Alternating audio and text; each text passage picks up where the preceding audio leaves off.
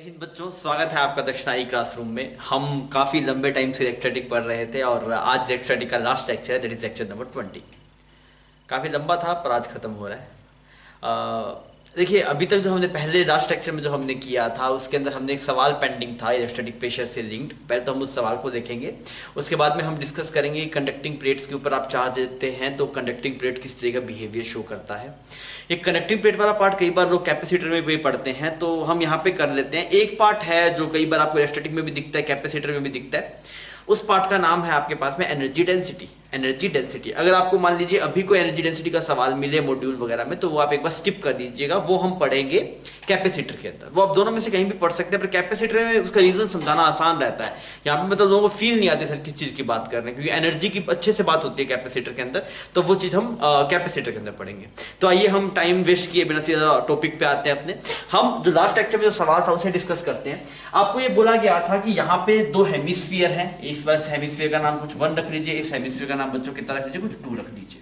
आपसे बोला गया कि यहाँ पे आपने इस पे क्यू चार्ज यूनिफॉर्मली डिस्ट्रीब्यूट कर दिया, बहुत बढ़िया। अगर आपने ऐसे किया होगा तो क्या होगा, यहाँ पे ऐसे चार्ज डिस्ट्रीब्यूट हुआ होगा, पॉजिटिव पॉजिटिव पॉजिटिव, ऐसा ऐसे पॉजिटिव पॉजिटिव। ये रिंग है क्या? नहीं, ये रिंग नहीं है बच्चों, क्या है आपके पास? स्फीयर है, दिखता है ऐसा है बोर्ड के ऊपर। अब आपसे बोला गया बताइए कि ये वाला पार्ट इस पे कितना फोर्स लगा रहा होगा। तो मैंने ये बोला क्या, देखिए अगर आप यहाँ पे से चेक करेंगे ऐसे इसके ऊपर, हेमिस्फीयर वाले पार्ट के ऊपर, इसका छोटा सा एरिया पकड़ लीजिए डीए। क्या एरिया पकड़ लीजिए बच्चों? डीए। इस डीए पे जो फोर्स लग रहा होगा वो लग रहा होगा डीए। डीए इस तरफ है तो फोर्स आपके पास में इस तरफ आ रहा होगा, डीए मल्टीप्लाई प्रेशर। क्योंकि हर एक पार्ट जो है आपके पास में चार्ज का वो दूसरे पार्ट को रिपेल कर रहा है। और यहां पे अगर आप छोटे से पार्ट के ऊपर लगने वाला फोर्स देखें तो वो कितना है? Pressure multiply DA. अब आपने देखा सर यहाँ पे जो एरिया थीटा मान लीजिए एरिया वेक्टर को थीटा एंगल बना रहा है आपके पास में। तो अगर आप देखेंगे एफ नेट तो इसके दो कंपोनेंट टूटे आपके पास में, एक तो एफ एक्स टूटा, एक इसका एफ वाई टूटा। इसको डीएफ बोल देते, डीएफ एक्स डीएफ वाई, मतलब छोटा सा फोर्स है ना ये डीएफ, इसका नाम डीएफ बोल दिया कुछ। इस फोर्स के दो कंपोनेंट डीएफ एक्स और डीएफ वाई। अब मैं ये बोल रहा हूं कि जो इंटीग्रेशन ऑफ डीएफ वाई आएगा आपके पास में वो 0 आ जाएगा। क्यों आ जाएगा? बिकॉज यहां पे एक ऐसा एलिमेंट होगा तो यहां पे भी होगा, तो ये एफ इसका जो नेट आएगा आपके पास वो कट जाएगा अगर आप इसको इंटीग्रेट करें। बिकॉज यहां पे ऊपर की तरफ लग रहा है तो यहां वाले एलिमेंट पे कुछ ऐसा फोर्स आ रहा होगा तो इसके भी दो कंपोनेंट टूट रहे होंगे। यहाँ पे ये एफ एक्स आ रहा होगा, यहाँ पे ऐसे एफ वाई आ रहा होगा, तो ये डी एफ वाई इस डी एफ वाई को मार देगा। तो हमें सिर्फ किस में इंटरेस्ट है बच्चों? डी एफ एक्स में इंटरेस्ट है। तो एफ नेट कितना होगा? Integration of D F x. अब डी एफ एक्स की वैल्यू पुट की जाए तो डी एफ एक्स कितना आएगा आपके पास में? P D A cos theta. सही है बच्चों ये बात? अच्छा, प्रेशर क्या? प्रेशर हर एक पॉइंट पे लगने वाला प्रेशर है, वो क्या आपके पास में कांस्टेंट है। और अगर वो आपके पास में कांस्टेंट आप इसे इंटीग्रेट करेंगे तो एफ नेट आपके पास में बनेगा, प्रेशर तो आया sigma square by 2 epsilon naught. कितना है बच्चों? Sigma square by 2 epsilon naught. और integration of dA cos theta करेंगे, डीए कोस थीटा। अब आप देखिए ये ऐसे एक एरिया था आपके पास में बच्चों, ये वाला ऐसे एक एरिया था, इसके दो कंपोनेंट तोड़े आपने, एक ये वाला कंपोनेंट तोड़ा, एक ये वाला कंपोनेंट तोड़ा। ये ऐसे यहाँ पे डीए एरिया था, इसके दो कंपोनेंट तोड़े आपने, एक ये वाला एक ये वाला। इसका नाम तो हो गया, हमने ये वाला एंगल थीटा माना है ना आपने अपने हिसाब से, हमने ये वाला एंगल थीटा माना ना ऐसे। और अगर ये थीटा माना आपने, this angle 90 minus theta, this 90 minus theta, this is theta. तो अगर आप देखेंगे तो जो dx ये डीए का x कंपोनेंट है आपके पास में, और ये डीए का, ये तो आप ऐसे मानिए, ये क्या बन जाएगा आपके पास में? ये एंगल थीटा हुआ ना, ये डीए माना आपने, तो ये क्या बना बच्चों? DA cos theta. और ये क्या बना? DA sine theta. आपको क्या चाहिए? Integration of dA cos theta. DA cos theta मतलब इस वाले का जो डीए कोस थीटा वो ऐसे है, और अगर आप पूरे हेमिस्फीयर का डीए कोस थीटा निकालेंगे तो इसका प्रोजेक्शन एरिया आएगा। ये अपने आप में इंपॉर्टेंट है कि integration of dA cos theta is projection area. क्या है आपके पास में? Projection area. और वो किसके बराबर आएगा आपके पास? That is pi are square. This is integration of dA cos theta. इस चीज में लोग उलझ जाते हैं, कोई दिक्कत वाली बात नहीं। देखिए आपके पास में डीए ऐसा है, इसके दो कंपोनेंट बनेंगे, ये वाला एक ये वाला, ये डीए कोस थीटा है, ये डीए कोस थीटा है। ऐसे अगर हर एक पार्ट का डीए कोस थीटा जोड़ेगा नेट क्या बन जाएगा? यही तो आएगा थे, जिसका प्रोजेक्शन एरिया वही तो बनेगा। क्लियर? अब ये सवाल दम तोड़ रहा है, इसको आप लिख सकते हैं sigma square by 2 epsilon naught multiply pi are square.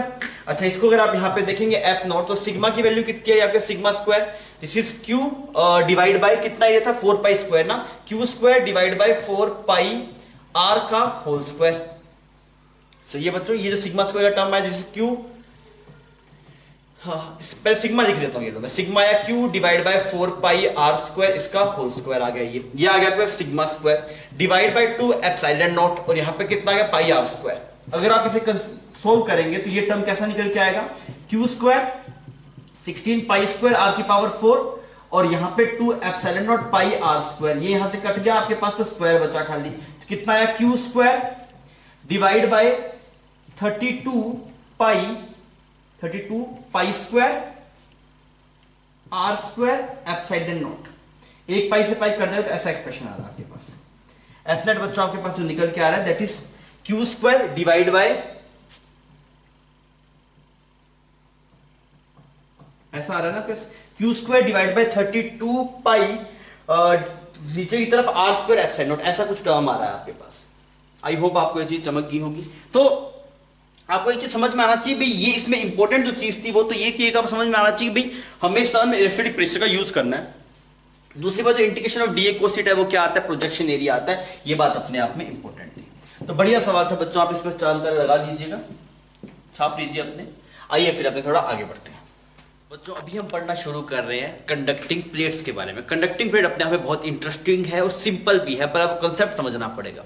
और ऐसा भी कोई कंसेप्ट नहीं है जो हम नया पढ़ेंगे, जो आपने पुराना पढ़ रखा है हम उसी को यूज करेंगे। यहाँ पे जो भी आपने कंडक्टिंग धर्म वरम पढ़े थे उन्हीं का हम यूज करेंगे। देखिए सबसे ज्यादा आप ये समझिए सर, कंडक्टिंग प्लेट में और नॉन कंडक्टिंग प्लेट में क्या डिफरेंस होता है। पहले आप ये समझिए कंडक्टिंग प्लेट और नॉन कंडक्टिंग प्लेट में ये डिफरेंस होता है। मान लीजिए जैसे ये तेरे पास एक प्लेट है, ये तेरे पास एक प्लेट है, अगर ये नॉन कंडक्टिंग है, अगर ये प्लेट क्या है तेरे पास नॉन कंडक्टिंग है, अगर तूने इस फेस पे सिग्मा चार्ज दिया और इस फेस पे कुछ नहीं दिया तो ये बुरा नहीं मानेगा, यहाँ पे सिर्फ सिग्मा रह जाएगा। मेरी बात समझ में आ रही है। अगर मान लो नॉन कंडक्टिंग है तो सिर्फ एक फेस पे चार्ज रह जाए, ये संभव है। पर अगर तेरे पास ये कंडक्टिंग हो गया, अगर ये नॉन कंडक्टिंग है तो जहां पे चार्ज देगा वहीं पे रह जाएगा। अगर एक फेस पे दिया तो एक फेस पे रहेगा, और दो फेस पे दिया दो फेस पे रहेगा। क्लियर। पर अगर तेरे पास में कंडक्टिंग होगा तो कहीं पे भी चार्ज दे दे, ये रहेगा दोनों फेस पे जाके डिस्ट्रीब्यूट होगा। मतलब ऐसा नहीं हो सकता भाई जहां पे तूने चार्ज दिया वहीं पे रहेगा, ये कोई जरूरी नहीं है, बिकॉज तुझे ही पता है कंडक्टर में चार्ज मूव कर सकता है। क्लियर। तो कंडक्टर नॉन कंडक्टर में संभव है कि सिर्फ एक ही फेस पे चार्ज हो, कंडक्टर में ऐसा नहीं संभव है, कंडक्टर में दोनों फेस पे चार्ज होगा। ऐसा क्यों होगा, बिकॉज उसको अपने धर्म पूरे करने हैं। सर समझ में नहीं है, समझ में आ जाएगी थोड़ी देर के अंदर, मैं तो दिखाऊंगा। पर ये बात सुन ले कि अगर तेरे पास में कंडक्टिंग प्लेट होगी उसके दोनों फेस पे चार्ज आएगा, एक फेस पे चार्ज आना संभव नहीं है। अगर खाली प्लेट है तेरे पास में, कुछ स्पेशल केस बनेंगे उसके में डिस्कशन कर लेंगे। मतलब ये बात समझ जा कि भाई कंडक्टिंग नॉन कंडक्टिंग में ये था जहां पे चार्ज दिया वहीं पे चार्ज रह जाएगा, पर नॉन कंडक्टिंग में ऐसा नहीं है। सॉरी, नॉन कंडक्टिंग में ऐसा था आपने जहां पे चार्ज दिया वहीं पे रह जाएगा, पर कंडक्टिंग में ऐसा नहीं है। आप चार्ज देंगे तो वो अपने चार्ज को डिस्ट्रीब्यूट करेगा इस तरीके से ताकि अपने धर्म का पालन कर सके। सर क्या धर्म है, कैसे पालन करेगा, मैं आपको समझाता हूं थोड़ी देर में। पहले तो आप मुझे ये बताइए कि अगर मान लीजिए यहां पे आपके पास में ऐसे एक प्लेट है, this is non conducting, this is non conducting. Clear. अगर मैं आपको बोलूं इस वाले फेस पे, यहां पे इसके दो फेस बना दिया आपने, यहां पे नॉन कंडक्टिंग प्लेट है आपके पास, इसके दो फेस हैं। अब की बार सिर्फ इस वाले फेस पे सिग्मा की वैल्यू है सिग्मा नोट, और यहां पे सिग्मा की वैल्यू है 0, यहां पे कोई चार्ज नहीं है। तो अब मैं पूछूं यहां पे EFI कितना है, यहां पे EFI, तो आपको ये बात समझ में आनी चाहिए भाई सब एक फेस की वजह से सिग्मा आता है, सिग्मा बाई एक फेस की वजह से जो EFI आता है that is sigma by epsilon naught, sigma by 2 epsilon naught कितना है, sigma not divide by 2 epsilon not, इस वाले फेस की वजह से। और इस वाले फेस की वजह से कितना आएगा आपके पास में 0 आएगा, नेट कितना आएगा sigma not divide by 2 epsilon not. वो जो रिजल्ट आपने निकाला था इनफिनिट प्लेन का, उसके एक फेस पे चार्ज था, तो EFI कितना आया था sigma not divide by 2 epsilon not. यहां पे अगर तू देखेगा तो इस वाले फेस की वजह से 0, और उस वाले फेस की वजह से कितना आएगा तेरे पास, दिस इज E नेट जो यहां पे आएगा तेरे पास अगेन। ठीक है बच्चों। अगर मैं सर ये ऐसे होता आपके पास में, यहां पे दो फेसेस होते हैं, again this is non conducting, again this is non conducting. इस वाले फेस पे भी कुछ सिग्मा चार्ज है आपके पास, और इस वाले फेस पे भी सिग्मा चार्ज है। पहले यहां पे एक सरफेस पे था, यहां पे दोनों सरफेस पे आपके पास। अब अगर आप पूछो बताइए यहां पे EFI कितना होगा, तो आप बोलेंगे सर इस वाले फेस की वजह से जो EFI आएगा that is sigma bye 2 epsilon naught, और इस वाले फेस की वजह से भी आएगा वो भी कितना सिग्मा बाय 2 एप्सिलॉन नॉट। तो नेट कितना आया बच्चों, sigma by epsilon not. Similarly अगर आप यहां पे देखेंगे तो इस वाले फेस की वजह से इस तरफ आएगा sigma bye 2 epsilon not. EFI देखना आता है ना एक इनफाइनाइट प्लेन की वजह से, अगर एक इनफाइनाइट प्लेन होता है तो अगर पॉजिटिव सिग्मा है तो इधर आता है सिग्मा बाय 2 एप्सिलॉन नॉट, और इधर भी आता है सिग्मा बाय 2 एप्सिलॉन। डायरेक्शन देखनी आती है ना, पॉजिटिव है रिपेल करेगा इस तरफ, पॉजिटिव है रिपेल करेगा इस तरफ। ये पॉजिटिव चार्ज है, आप यहाँ पॉजिटिव 1 कूलम चार्ज रखेंगे तो उसे रिपेल करेगा ना। सिमिलरली अगर आप यहाँ पे पॉजिटिव 1 कूलम चार्ज रखेंगे तो उसे भी क्या करेगा, ये रिपेल करेगा। ठीक है बच्चों, इतनी बात समझ में आ गई। ठीक है, और ऐसे ही अगर आप यहाँ पे देखेंगे, ये इस वाले फेस की वजह से आ गया, इस वाले की वजह से भी इस तरफ ही आएगा, sigma bye 2 epsilon not. Net कितना है, सिग्मा बाय एप्सिलॉन नॉट। कुल मिला के इस कहानी को बताने का मकसद मेरा ये था कि आप ये समझ जाएं कि अगर एक फेस पे चार्ज होता है सिग्मा तो EFI आता है सिग्मा बाय 2 एप्सिलॉन नॉट, और अगर दोनों पे होगा तो दोनों का सुपरपोजिशन करना पड़ेगा। एक का लिखिए, दूसरे का लिखिए, फिर रिजल्ट आ जाएगा। अब की बार ये तो अलग कहानी थी नॉन कंडक्टिंग की, इसको हम पुराना डिस्कस कर चुके थे। अभी हमारी जो नया है, this is conducting plate, this is conducting plate. पहला सवाल ये कि अगर हम इसे क्यू चार्ज दें, अगर हम इसे इस कंडक्टिंग प्लेट को क्यू चार्ज दें, यहां पे ऐसे सॉलिड है ना, कंडक्टिंग प्लेट कैसी है बच्चों, आपके पास सॉलिड है। अगर आप इसे क्यू चार्ज दें तो चार्ज कैसा कैसा डिस्ट्रीब्यूट होगा, मतलब इस वाले फेस पे कितना चार्ज जाएगा, इस वाले फेस पे कितना चार्ज जाएगा। हम ये मान के चलते हैं इसकी थिकनेस बहुत कम है तो इस वाले फेस पे चार्ज बताने की जरूरत आपको नहीं है। हम ये मानते हैं इसकी थिकनेस बहुत कम है, एक थिन प्लेट मान के चलते हैं हम, थिन कंडक्टिंग प्लेट। तो एक ये वाला फेस कंसीडर करना है कि ये वाला फेस कंसीडर करना है। तो मैंने बोला होगा क्या, कुछ यहाँ पे कुछ चार्ज आएगा आपके पास में, कुछ Q1 आएगा, तो यहाँ पे कितना आएगा बच्चों, Q माइनस Q1 आएगा। अभी इसको देख के सब लोग बता पाएंगे सर जी इस दोनों पे आधा आधा जाएगा, यहाँ पे Q बाई 2 जाएगा, यहाँ पे Q बाई 2 जाएगा। मैं पूछूंगा रीजन, तो लोग बोले से सिमेट्री नहीं, आप कोई तकड़ा रीजन बताइए। तो मैं बोलूंगा आप धर्म का पालन होगा। क्या है धर्म, धर्म ये भाई साहब यहाँ पे मीट है, यहाँ पे इस वाले O पॉइंट पे क्या है आपके पास, मीट है। तो अगर मैं बोलूं E net at point O, E net at point O कितना होना चाहिए, must be zero, must be zero. मैंने पूछा ऐसा क्यों, वो बोले धर्म है। मैं कौन सा धर्म है कि कंडक्टर की मीट में जो EFI होता है वो कितना होता है आपके पास, जीरो होता है। ठीक, पहले ये जो मीट में EFI होता है वो क्या मतलब नेट EFI जीरो होता है या किसी एक की वजह से जीरो होता है, नहीं सर नेट EFI जीरो होता है। मतलब इस O पॉइंट पे जो नेट EFI आना चाहिए वो कितना आना चाहिए, जीरो आना चाहिए। तो मैं बोलूंगा इस Q1 की वजह से कितना EFI आएगा, इस Q1 की वजह से कितना EFI आएगा O पॉइंट पे। तो हम बोलेंगे EFI at point O due to Q1, तो कितना आएगा आपके पास में, ये Q1 है तो यहां पे जो सिग्मा आएगा, सिग्मा कितना आएगा, Q1 बाई A। अगर ये किस पे Q1 चार्ज है, इसका सरफेस एरिया कुछ A मान लो, इसका एरिया कितना मान लिया हमने, A मान लिया। तो हमें पता है ना भाई एक प्लेट की वजह से जो EFI आता है वो आता है सिग्मा बाई 2 एप्सिलॉन नॉट। पहले सिग्मा लिखा, सिग्मा बाई 2 एप्सिलॉन नॉट किस तरफ, इस तरफ। बच्चों यहाँ पे सिग्मा का यूज होता है तो हमें सिग्मा चाहिए, क्यों गिवन है, सिग्मा कैसे निकालेंगे। यहाँ पे ये जो सिग्मा आएगा आपके पास में इस वाले फेस पे सिग्मा 1 जिसको बोलेंगे that is Q1 bye A। अगर आप इस वाले फेस पे से सिग्मा 2 पूछेंगे कितना है, तो इस वाले चार्ज की वजह से है that is Q minus Q1 divide bye A। तो इस वाले की वजह से सिग्मा 1, तो आपके पास में ये आएगा सिग्मा 1 बाई 2 एप्सिलॉन नॉट। तो सिग्मा 1 की वैल्यू लिख दी बाई 2 एप्सिलॉन नॉट, और इस Q1 की वजह से इधर इस तरफ आएगा, और इसकी अगर आप Q1 के इस तरफ हैं तो इधर आएगा EFI, अगर आप Q1 के इस तरफ है तो इधर आएगा EFI। तो मैं डायरेक्शन ये बना दी, समझ गया बच्चों। अगर बात करूं EFI at point O due to किसकी वजह से, Q माइनस Q1, तो वो कितना आएगा आपके पास, this is Q minus Q1 divide by 2 epsilon naught, और वो इस तरफ आएगा। बिकॉज ये प्लेट है, इसके यहां पे आप EFI देखें तो इस तरफ आपको दिखाई देगा। अब होना क्या चाहिए, इन दोनों का नेट सम जीरो होना चाहिए। E net at point O कितना होना चाहिए बच्चों, आपके पास जीरो होना चाहिए। तो अब आओ उसको थोड़ा जीरो करके देखते हैं। अगर हम उसे यहां पे जीरो करेंगे तो मैं इसको बराबर कर देता हूं, मैं इस एक्सप्रेशन को ऊपर लिखा जा रहा है, थोड़ा स्पेस की कमी की वजह से, आप थोड़ा देख लेना।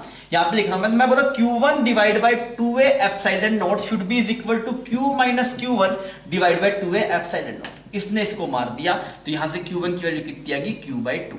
मतलब आपका जवाब बिल्कुल सही था क्या, कि अगर आप इस प्लेट को Q चार्ज देंगे तो यहां पे चार्ज कितना आएगा, Q बाई 2, और यहां पे भी चार्ज कितना आएगा बच्चों, Q बाई 2। ये फाइनल आंसर है, तो अभी नहीं लिख रहा मैं इसको, बाई चांस आप कंफ्यूज होंगे। ये फाइनल आंसर है। तो लास्ट में हमने देखा कि अगर हम यहाँ पे एक प्लेट को ऐसे कुछ Q चार्ज देते हैं तो यहाँ पे कितना आता है, Q बाई 2, और यहाँ पे कितना आता है, Q बाई 2। ये फाइनल कंक्लूजन था, this is final answer, this is answer. पर इसमें जो प्रूव करने का जो तरीका था वो अपने आप में बहुत खूबसूरत था। हमें धर्म के पालन करवाना है। क्या धर्म का हमें फॉलो करना है कि भाई साहब कभी भी कंडक्टर की जो मीट है वहां पे EFI आना नहीं चाहिए। ठीक है सर, अब हमें बात समझ में आ रही है। पर एक चीज और ध्यान रखिएगा, एक फेस की वजह से EFI कितना आता है, सिग्मा बाई 2 एप्सिलॉन नॉट। देखिए जैसा चार्ज, अगर मान लो Q1 चार्ज ऐसा ही चार्ज डिस्ट्रीब्यूशन अगर नॉन कंडक्टिंग पे तब भी उतना ही EFI आता। मतलब चार्ज अगर डिस्ट्रीब्यूशन कंडक्टिंग नॉन कंडक्टिंग दोनों में सेम है तो सेम रिजल्ट आएगा आपके पास। तो हमने बोला सिर्फ इस फेस की वजह से EFI लिखना चाहा, पहले हर एक पॉइंट पे लिखा, इस वाले ओ पॉइंट पे लिखा इसकी वजह से, फिर इसकी वजह से लिखा, नेट को 0 कर दिया, रिजल्ट आ गया। तो खूबसूरत रिजल्ट था। आई होप आपने इसको एंजॉय किया होगा। आप इसको छापिए, फिर अपने थोड़ा और आगे बढ़ते हैं। बच्चों अब की बार आपके पास में 2 प्लेट्स है ना, इससे पहले हमने 1 प्लेट का केस किया तो बात सिचुएशन समझ में आ गई। 2 प्लेट थोड़ा इंटरेस्टिंग केस है। आपको बोला गया एक प्लेट पे चार्ज है कुछ Q1 और दूसरी प्लेट पे चार्ज है कुछ Q2, और बताना क्या है आपको ये बताना भी हर एक फेस के ऊपर कितना कितना चार्ज आएगा। यहाँ पे टोटल 4 फेसेस हो गए ना आपके पास, फेस 1, फेस 2, फेस 3, फेस 4। ठीक है, अब देखते हैं भाई साहब किस फेस पे कितना कितना आएगा। ये सबसे पहले तो एक चीज सुन लीजिए कि यहां पे अगर मान लीजिए इस वाले फेस पे कुछ चार्ज आता है Q, इस वाले फेस पे कितना जाता है आपके पास, कुछ Q आता है मान लीजिए, तो इस वाले फेस से -Q आएगा।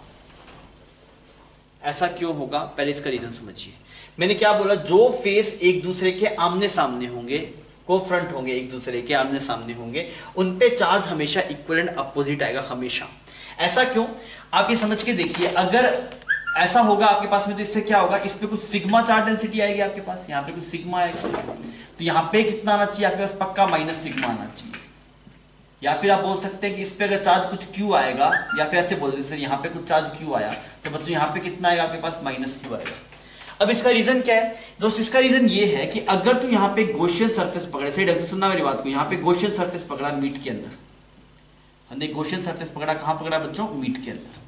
ठीक है, जो फील्ड लाइंस होगी, फील्ड लाइंस वो कैसी होगी इसके बीच में, जो फील्ड लाइंस होगी, तो आप बोलेंगे सर यहाँ पे कुछ चार्जेस हैं आपके पास, मैं से बोल रहा हूँ यहाँ पे Q और -Q आना ही चाहिए, क्यों आएगा वो मैं अभी समझा रहा हूँ आपको। तो क्या होगा, यहाँ पे पॉजिटिव चार्ज है आपके पास, सिमिलरली यहाँ पे क्या होगा आपके पास, नेगेटिव चार्ज। इसी सेटअप को आप कैपेसिटर ही बोलते हैं, ये सेटअप अपने आप में कैपेसिटर की तरह काम करता है। तो फील्ड लाइंस ऐसे जाएगी आपके पास पैरेलल, एक इनफैक्ट मतलब ये जो स्पेस है आपके पास में, हम ये मान के चलें कि ये वाला गैप बहुत कम है, ये जो गैप है ना आपके पास में, this is very small, this D is very small, D is very small, that is separation between the plates।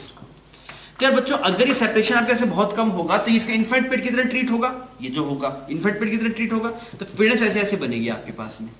और EFI पता है आपको हर एक प्लेट की वजह से, अगर इन्फेंट प्लेट है तो मैं निकाल पाऊंगा सिग्मा/2 एप्सिलॉन होता है, आगे मैं देखूंगा क्या करना है। तो अगर हमने यहाँ पे गॉसियन सरफेस पकड़ा, हमने यहाँ पे गॉसियन सरफेस पकड़ा, तो आप लिखेंगे E.ds is equal to Q inside by epsilon। ठीक, अगर आप इस गॉसियन सरफेस की बात करें तो इसमें क्या है आपके पास में, ये इसका फेस हुआ और ये इसका फेस हुआ, फाइन, इसका नाम कुछ एरिया A बोल देते हैं, इसका कुछ एरिया A बोल देते हैं। तो मैं बोल रहा हूं flux through planar surface of Gaussian surface कितना होगा आपके पास, 0 होगा। क्यों होगा आपके पास, बिकॉज क्या रीजन है इस बात का, E is 0 because E is 0 in meet of conductor, in meet of conductor। ठीक, और अगर आप बोलो flux through curved surface, flux through curved surface of Gaussian surface that will be also 0 because theta 0 है। यहाँ पे थीटा कैसे 0 है सर, इलेक्ट्रिक फील्ड ऐसे है, एरिया वेक्टर ऐसे है आपके पास में। अगर आप ऐसे यहाँ पे इस चीज को इमेजिन करेंगे, यहाँ पे ऐसे आपने एक सेंट्रिकल गॉसियन सरफेस पकड़ा है, हमने एक सेंट्रिकल गॉसियन सरफेस पकड़ा है, ऐसा पकड़ा है, तो फील्ड लाइंस अगर ऐसे से कोई फील्ड लाइन जा रही होगी तो इस कर्व्ड सरफेस से कोई फ्लक्स पास नहीं होगा। यहाँ पे आपने ये जो फेसेस दिए हैं ये मीट के अंदर दिए हैं, मीट के अंदर EFI 0 है। इसका मतलब ये हुआ कि भाई साहब ये वाली टर्म पूरी 0 है, ये वाली टर्म बच्चों कितनी होगी आपके पास में, 0 होगी। तो इसमें ऐसे लिख सकते हैं कि E.ds is equal to Q inside by epsilon note में अगर आप चेक करेंगे तो ये वाली टर्म किसको टेंड करेगी, 0 को टेंड करेगी, दिस इज टेंडिंग टू 0। क्यों 0 को टेंड करेगी, मैंने हर एक फेस से आपको फ्लक्स दिखा दिया। प्लेन सरफेस से तो फ्लक्स 0 था, किसकी वजह से, बिकॉज वो मीट के अंदर था, और कर्व सरफेस से फ्लक्स 0 आ रहा है बिकॉज वो थीटा का चक्कर है वहां पे। इसका मतलब क्या होना चाहिए, Q इनसाइड भी कितना आना चाहिए, 0 आना चाहिए। और अगर Q इनसाइड 0 आना चाहिए, इसके लिए एक ही पॉसिबिलिटी है कि अगर यहाँ पे प्लस सिग्मा हो तो यहाँ पे कैसा हो, माइनस सिग्मा होना चाहिए। अपने आप में अच्छी बात थी, अच्छी चीज है, आप खुद सोच लीजिए मैंने क्या बोला। मैंने आपको ये बोला कि अगर आप ऐसे कभी भी आमने सामने प्लेट रखेंगे, कभी ऐसे प्लेट्स रहेगी, तो ये जो आमने सामने के फेसेस होंगे, आमने सामने से फेसेस होंगे, इन पे चार्ज इक्वल एंड अपोजिट होंगे, इक्वल एंड अपोजिट। इस पे Q तो इस पे -Q। ऐसा क्यों किया हमने, मैंने बोला इस बात को समझाने के लिए मैंने गॉसियन सरफेस पकड़ा, this is a Gaussian surface, this is a Gaussian surface. और इसके जो फेसेस है उनको प्लेट के मीट के अंदर रखा है। तो अगर आप बोलेंगे सर इन दोनों जो प्लेनर सरफेस है इनसे फ्लक्स कितना आएगा आपके पास में, जीरो आएगा। क्यों आएगा? बिकॉज मीट के अंदर और मीट के अंदर EFI जीरो होता है, ठीक। और अगर कर्व सरफेस से बात करें तो कर्व सरफेस से आपके पास फ्लक्स जीरो आएगा। क्यों? क्योंकि सर फील्ड से पैरेलल है तो एंगल आपके पास 90 डिग्री बन रहा है। अगर इससे फ्लक्स जीरो मतलब इसके जो क्यू इनसाइड होना चाहिए वो जीरो होना चाहिए। अब क्यू इनसाइड हम कैसे चेक करेंगे? यहां पे मान लो सिग्मा 1 है और यहां पे सिग्मा 2 है, तो क्यू इनसाइड कितना है आपके पास? क्यू इनसाइड आपके पास है sigma 1a plus sigma 2a। इसका मतलब क्या हुआ? सिग्मा 1 किसके बराबर आना चाहिए? Minus sigma 2। तो यहां से आपके पास में क्या सेटअप बना कि जो आमने सामने के फेसेस पे जो चार्ज आने चाहिए वो बराबर आने चाहिए। तो हम इनिशियल रिजल्ट में Q1 Q2 लेके चल लेते हैं ताकि हमें, क्योंकि पहले तो पता नहीं था ना हमें, हमने मान लिया यहाँ पे Q1 चार्ज था, यहाँ पे Q2 चार्ज था, इसे कॉरस्पॉन्डिंग सिग्मा लिया। Q इनसाइड जीरो आया। Q इनसाइड किसके बराबर है? Sigma 1a plus sigma 2a। ये वाली वैल्यू आपके पास किसके बराबर आ रही है? यहां पे करता हूं इसको, देखिए। सो Q inside will be zero. अगर Q इनसाइड जीरो होगा तो किसके बराबर है? Sigma 1a plus sigma 2a, this will B zero. ये साफ हो गया आपके पास। सिग्मा 1 किसके बराबर आ गया बच्चों? माइनस सिग्मा 2 के। इसका मतलब Q1 किसके बराबर आएगा आपके पास? माइनस Q2 के। इसका क्या मतलब कंक्लूजन क्या निकला इस बात का? तो अगर आप कंक्लूजन निकालेंगे, कंक्लूजन क्या कंक्लूजन है कि प्लेट के जो आमने सामने के फेस होंगे, जो फेस एक दूसरे के आमने सामने होंगे, उन पे चार्ज हमेशा इक्वल एंड अपोजिट आएंगे।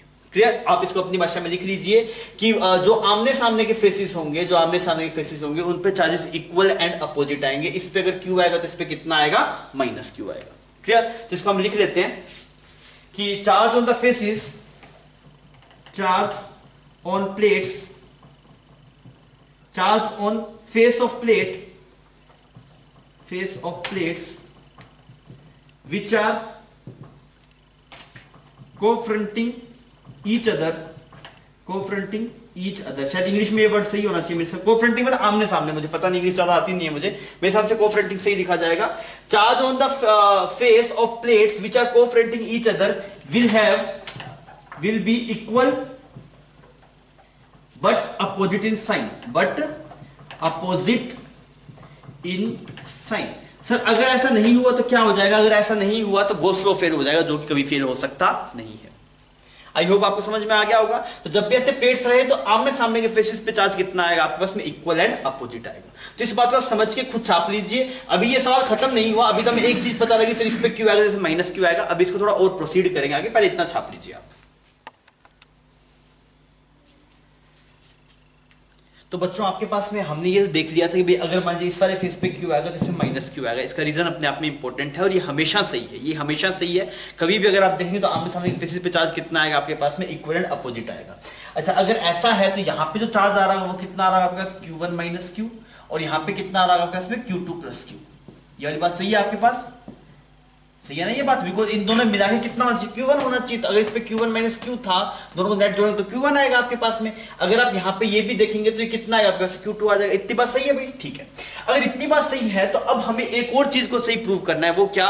कि अगर मीट में इस वाले पॉइंट का नाम मान ले A और इस वाले पॉइंट का नाम मान ले B, तो हम बोल रहे हैं कि EFI at point A, EFI at point A and point B क्या होना चाहिए? Must be zero.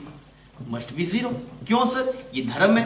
कौन सा धर्म है? कि भाई साहब कंडक्टिविटी मीट में EFI जीरो होना चाहिए। अच्छा अब सर कैसे निकाले हम EFI? तो मेरी बात सुनिए। सबसे पहले हम इस वाली शेल की वजह से, मतलब सब फेसेस की वजह से लिखते हैं। E net at A zero होना चाहिए ना, E net at A zero होना चाहिए। नेट मतलब सबकी वजह से, तो आइए वो निकालते हैं।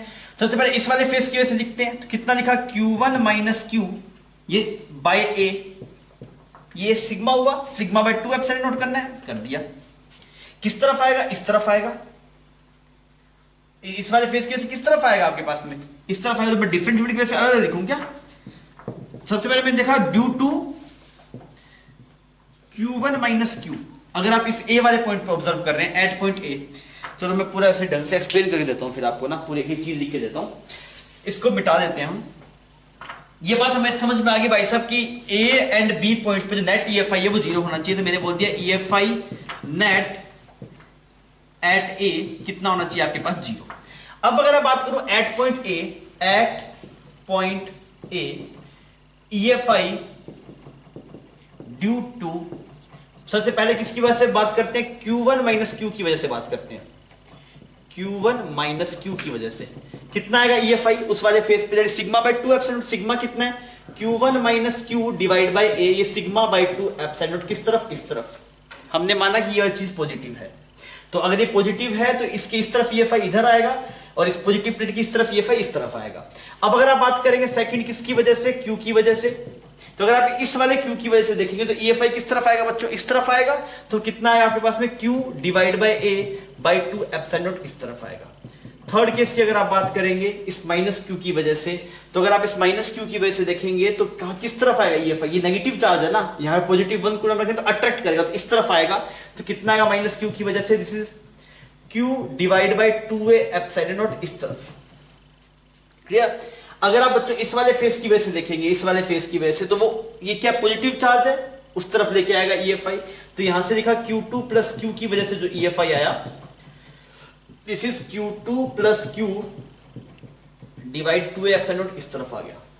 डन। अब वजह से नेट EFI जीरो होना चाहिए, चारों की वजह से मिला के नेट जीरो कर दो, आप कोई दिक्कत नहीं। तो इस डायरेक्शन वाले फोर्सेस को आप जोड़ दो, तो यहां से कितना है आपके पास में Q1 minus Q divide by 2A epsilon naught.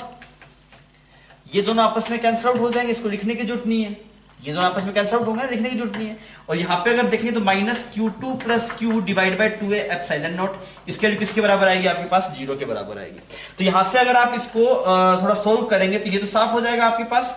तो यहां से कितना आया बच्चों, जो Q की वैल्यू आई बच्चों वो आई Q1 plus Q2 divide by 2, Q1 plus Q2 divide by 2। बात बन गई। अगर ये वाला चार्ज आ गया तो फिर ये वाला चार्ज आ गया, ये चार्ज भी आ गया। मेरी बात समझ में आ रही है, कोई दिक्कत नहीं इसके अंदर। तो ये भी अपने आप में अच्छा रिजल्ट आया कि आपके पास में जो Q की वैल्यू आई, this is Q1 plus Q2 by 2 आपके पास में आया, ये वाली टर्म आपके पास में, और यहाँ पे माइनस Q आप इसका निकाल पाएंगे। अब मैं आपको हर एक फेस के ऊपर चार्ज दिखाता हूँ। ये इस वाले केस में हर एक फेस पे कितना चार्ज आया वो दिखाता है, अपने सोल्व कर देते हैं इसको। तो यार इस वाले फेस पे जो चार्ज आया आपके पास में Q1, सॉरी ये कुछ गलत हुआ ना यहाँ पे, एक मिनट, ये कैलकुलेशन हमने थोड़ी गलत कर दी। यहां से क्या बनेगा आपके पास में, this is Q1 minus Q is equal to Q2 plus Q। ठीक है जी। तो यहां पे अगर आप देखेंगे तो Q1 minus Q2 divide by 2 is equal to Q, ये Q की वैल्यू आई आपके पास। ठीक है, हमने यहाँ पे सोल्व किया इसको, तो ये ऐसा टर्म बना आपके पास, इसको इधर लेके गया मैं तो वो पॉजिटिव बने Q2 प्लस Q, और यहां से आया Q1 minus Q2 divide by 2। इतना सही बच्चों। अब देखिए हर एक फेस पे चार्ज कितना कितना आया। तो अगर आप देखेंगे इस पे चार्ज आया Q1 minus Q2 divide by 2। ठीक है, यहां पे कितना आया minus of Q1 minus Q2 divide by 2। This is just इसका माइनस आएगा ना, तो जस्ट इसका माइनस कर दो आप, तो कितना है Q2 minus Q1 divide by 2 लिख दिया इसको, कोई दिक्कत नहीं है, बिकॉज यहां पे Q तो यहां पे माइनस Q। अच्छा यहां पे अगर आप देखेंगे तो क्या करना है, Q1 माइनस Q करना है। Q1 माइनस Q कर तो कितना आता है, Q1 में से ये चीज घटा तो तेरे पास आया Q1 plus Q2 divide by 2। Clear. Similarly यहां पे कितना है Q2 प्लस Q, तो करके देख तो आया Q1 plus Q2 divide by 2। तो ये एक्सप्रेशन आया तेरे पास चार्ज का। इससे हमने देखिए इतना नहीं करना पड़ेगा, मैं ऐसे नहीं बोल रहा ऐसे सवाल आएंगे तो आप इसे चुटकियों में सोल्व करें, तरीके हैं इसको सोल्व करने के। ये रिजल्ट हम थोड़ा मेमोराइज कर लेंगे, मैं आपको दिखाऊंगा अभी। पर आप पहले बात समझिए कंसेप्ट क्या है। कंसेप्ट ये है कि भाई साहब जो भी कंडक्टर के धर्म है वो सबके सब फॉलो होने चाहिए। तो सबसे पहले उसके हिसाब से आया कि आमने सामने की फेसेस पे चार्ज कितना रहता है आपके पास, 0। सेकंड क्या, सबकी वजह जो नेट EFI आना चाहिए पॉइंट A और पॉइंट B में, कोई भी मीट के अंदर कोई भी पॉइंट है वो 0 आना चाहिए। तो ऐसा आ गया आपके पास। तो बच्चों इसको आप क्या बोल सकते हैं, देखना ये क्या है आपके पास में Q1 प्लस Q2 बाई 2, मतलब submission of Q, this is submission of Q divide by 2। यहां पे कितना आएगा, कुछ Q आएगा, यहां पे कितना आएगा माइनस Q आएगा, यहां पे भी कितना आएगा सबमिशन ऑफ Q बाई 2। अब सुन भाई साहब रिजल्ट जो तू याद करने हैं, रिजल्ट जिनको तू रट्टा मारना है वो सुन ले। पहला रिजल्ट तो ये कि ठीक है, पहले आप इसको इतना छाप लीजिए ना, फिर मैं आपको दिखाता हूं, ये सब एक साथ लिख के दिखा दूंगा। पर मैं ओरली आपको बताता हूं कि रिजल्ट में हम ये चीज लिखना चाहते हैं कि मान लीजिए आउटर मोस्ट फेसिस पे जो चार्ज आएंगे, आउटर मोस्ट फेसिस पे चार्ज आएंगे हमेशा, वो आएंगे सबमिशन ऑफ Q बाई 2 हमेशा। बस सबके चार्ज जोड़ो, डिवाइड बाई 2 कर दो। तो यहां पे और यहां पे पता लग गया आपको, और यहां पे और यहां पे इक्वल एंड अपोजिट आएंगे। तो सवाल आपसे चुटकियों में सोल्व हो जाएगा, मैं आपको करके दिखाता हूं। तो आप इतनी बात को छाप लीजिए आप, फिर हम इसके रिजल्ट्स को थोड़ा सा एक जगह फॉर्मलाइज मतलब लिख लेंगे ताकि आपको बाद में याद रहे। बच्चों अभी जो हमने दोनों चीजें पढ़ी है, हमने उनको एक जगह कंक्लूड करके लिखा है, तो आप देख लीजिए।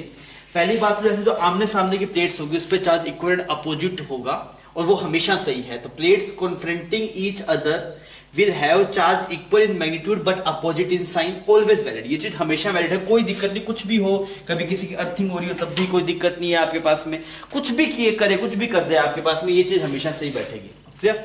अच्छा, फिर अगर आप देखेंगे सेकंड केस कि charge on first face and last face of the system of plates, मान लीजिए बहुत सारी प्लेट्स है, उसके फर्स्ट फेस पे और लास्ट फेस पे जो चार्ज आएगा वो कितना आएगा, टोटल चार्ज का सम डिवाइड बाय 2। क्लियर? ये बात कब कब वैलिड है, जब नॉर्मल कंडीशन तब वैलिड है। अगर मान लीजिए कोई प्लेट की अर्थिंग होगी तब वैलिड नहीं है, मान लीजिए कभी एक्सटर्नल इलेक्ट्रिक फील्ड अप्लाइड होगा तो वैलिड नहीं है। जब नॉर्मल केस अगर सिर्फ प्लेट्स है, कुछ एक्सटर्नल इलेक्ट्रिक फील्ड वगैरह नहीं लगाया, अर्थिंग नहीं है, तब ये बातें सही है। अब देखिए इन दोनों की हेल्प से सवाल कितना तेजी से हो जाएगा, मैं आपको एग्जांपल दिखाता हूं। देखिए मान लीजिए यहाँ पे मैं आपको बोलूं यहाँ पे कुछ 2q चार्ज है, यहाँ पे q चार्ज है और यहाँ पे कुछ 2q चार्ज है, या फिर यहाँ पे कुछ 3q चार्ज है, यहाँ पे 3q चार्ज है।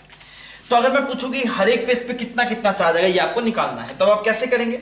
आप बोलेंगे सर बाहर वाले फेस पे, फर्स्ट फेस पे और लास्ट फेस पे लिखा हुआ charge of first face and last face will be submission of q by 2। तो सब q को जोड़ा, टोटल कितना बना, 4q बना। 4q डिवाइड बाई 2 करें तो कितना बन गया, यहाँ पे 2q और यहाँ पे भी कितना बन गया, 2q बन गया, यहाँ पे 2q। अच्छा यहाँ पे 2q, तो इस पे टोटल कितना होना चाहिए, q होना चाहिए। टोटल कितना होना चाहिए बच्चों, q होना चाहिए। तो यहाँ पे q, तो यहाँ पे कितना बचेगा बच्चों, माइनस q, तो q बन जाए। और यहाँ पे माइनस q, तो यहाँ पक्का कितना आना चाहिए, q। अब देखिए 2q प्लस q, 3q भी आ रहा है, तो बहुत आसानी से सवाल सोल्व हो गया ना। क्या क्या चीजों ध्यान रखना है, अगर कुछ नहीं किया, अर्थिंग नहीं की, एक्सटर्नल इलेक्ट्रिक फील्ड नहीं लगाया, तो जो बाहर के फेसेस पे जो चार्ज आएगा वो कितना आएगा बच्चों, सबमिशन ऑफ q बाई 2। सब चार्जेस को जोड़ दो, डिवाइड बाई 2 कर दो, और आमने सामने फेसेस पे चार्ज बराबर अपने आप ही आ जाएंगे, आपको करने नहीं पड़ेंगे। पर आप देख लीजिएगा लास्ट में कि आमने सामने फेसेस पे चार्ज बराबर है या नहीं। अब आइए मैं आपको सवाल देता हूं, आप देखिए कितना तेजी से आप इस सवाल को कर पाएंगे। आइए अपने सवाल करते हैं, और बच्चों अपने फटाफट सवाल करते हैं। सबसे पहले सिंपल सवाल देता हूं मैं आपको, 2 प्लेट्स का सवाल देता हूं। यहाँ पे कुछ q चार्ज है और यहाँ पे आपके पास है -5q चार्ज है। बताइए हर एक फेस पे कितना कितना चार्ज आएगा, फटाफट कीजिए इस सवाल को।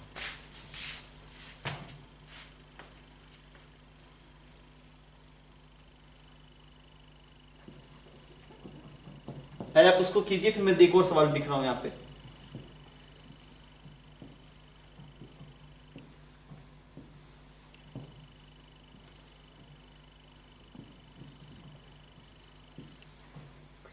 हुआ ये सवाल, ठीक है। सबसे पहले मास्टर ने बोला कि आप लास्ट के जो फेसेस पे चार्ज आएगा वो सबमिशन ऑफ q बाई 2 आएगा। कब? जब अर्थिंग और एक्सटर्नल इलेक्ट्रिक फील्ड नहीं है। तो अर्थिंग भी नहीं है, एक्सटर्नल इलेक्ट्रिक फील्ड भी नहीं है, टोटल चार्ज को आप जोड़िए, -4q बना। -4q डिवाइड बाई 2 करेगा तो यहाँ पे -2q आया बच्चे, यहाँ पे -2q आया। ठीक। अब यहाँ पे देखिए इस पे टोटल चार्ज q होना चाहिए, यहाँ पे कितना है -2q, तो यहाँ पे कितना आएगा +3q आएगा, और यहाँ पे +3q आएगा तो यहाँ पे कितना आएगा -3q। देखिए बराबर बैठ रहा है, कोई दिक्कत वाली बात नहीं है। और सुनिए, अगर आप यहाँ पे इसमें देखेंगे सर इसमें कितना कितना आएगा, एक ये सवाल है आपके पास में, 3 प्लेट्स है, एक पे चार्ज q दिया, एक पे 2q दिया और एक पे 3q दिया। आपसे पूछा बताइए हर एक फेस पे कितना कितना चार्ज आएगा।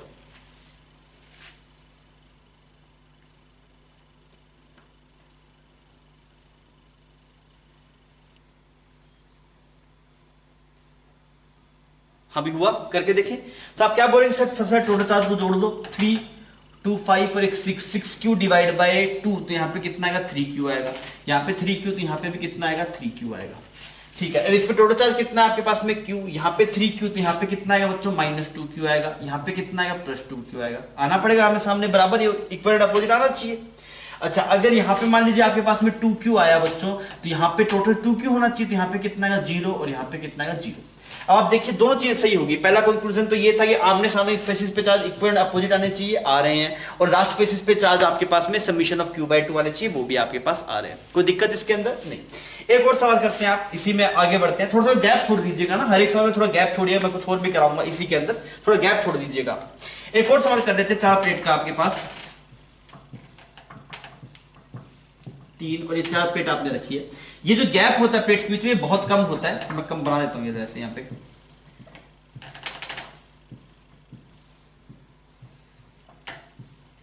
चार गैप 4 बना दिया आपने। इस पे चार्ज कुछ q है, इस पे कुछ 2q है, इस पे कुछ 3q है, और इस पे कुछ आपके पास मान लीजिए 6q है आपके पास। आप बताइए हर एक फेस पे कितना कितना चार्ज आएगा। इस वाले प्लेट पे कुछ q चार्ज है, 2q है, 3q है और 6q। गोली की तरह होना चाहिए सवाल, बहुत ही फटाफट आप इस सवाल करके बताइए, बिकॉज हम कंसेप्ट सीख चुके हैं।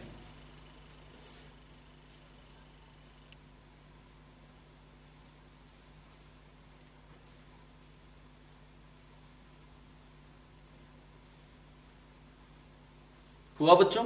तो आप क्या बोलेंगे सर, टोटल चार्ज जोड़ा आपने 6, 9, 10 और 12, 12 डिवाइड बाई 2 तो 6Q, यहाँ पे 6Q आना चाहिए, यहाँ पे 6Q आना चाहिए। अब आगे खेल है, यहाँ पे 6Q बच्चे, तो यहाँ पे टोटल होना चाहिए Q, तो यहाँ पे कितना -5Q, यहाँ पे -5Q, तो यहाँ पे +5Q। आमने सामने के चार्जेस इक्वल अपोजिट होने चाहिए। अगर यहाँ पे 5Q तो बच्चों यहाँ पे कितना -3Q, ताकि 2Q बन जाए। अगर यहाँ पे -3Q तो यहाँ पे कितना +3Q नेट, यहाँ पे 0, यहाँ पे 0। वापिस सुन सर, यह चार्ज आ गया, फिर इस पे नेट चार्ज को Q होना चाहिए, तो यहाँ -5Q आ गया, और यहाँ पे -5 आया तो यहाँ +5 आना पड़ेगा, बिकॉज इक्वल अपोजिट चार्जेस होने चाहिए। इस पे टोटल चार्ज पता है आपको 2Q है, तो यहाँ पे 5Q, तो यहाँ पे क्या लिखना पड़ेगा -3Q, तभी 2Q बनेगा। फिर माइनस यहाँ 3Q, यहाँ पे तो +3Q यहाँ पे, और इन दो इस पे टोटली 3Q है, तो यहाँ पे 0 आएगा, यहाँ पे 0, यहाँ पे 6Q। आई होप आपसे ये सवाल हो गया होगा, ठीक है। अब आइए थोड़ा सा इसमें एक और चीज पढ़ के देखते हैं। आप ये इस सवाल को मिटा रहा हूं, नीचे वाले को। अब आपसे बोला गया कि यार इसमें 3 पॉइंट्स बना दिया आपने, ये जो सेपरेशन है वो बहुत पास है ना आपके पास में। यहाँ पे एक पॉइंट है ए, यहाँ पे एक पॉइंट है बी, यहाँ पे एक पॉइंट है सी। आपसे बोला गया find EFI at point A, B and C. A B C point के ऊपर आपके पास में EFI कितना है, ये आप निकाल के बताइए। अभी ये सवाल आपके हवाले है, पहले आप कीजिए, फिर अपने इसको डिस्कस करेंगे। सेम वही सवाल था, बस उसमें आपके ये पूछ लिया ए, बी और सी पॉइंट पे कितना EFI है, ये आपको बताना है।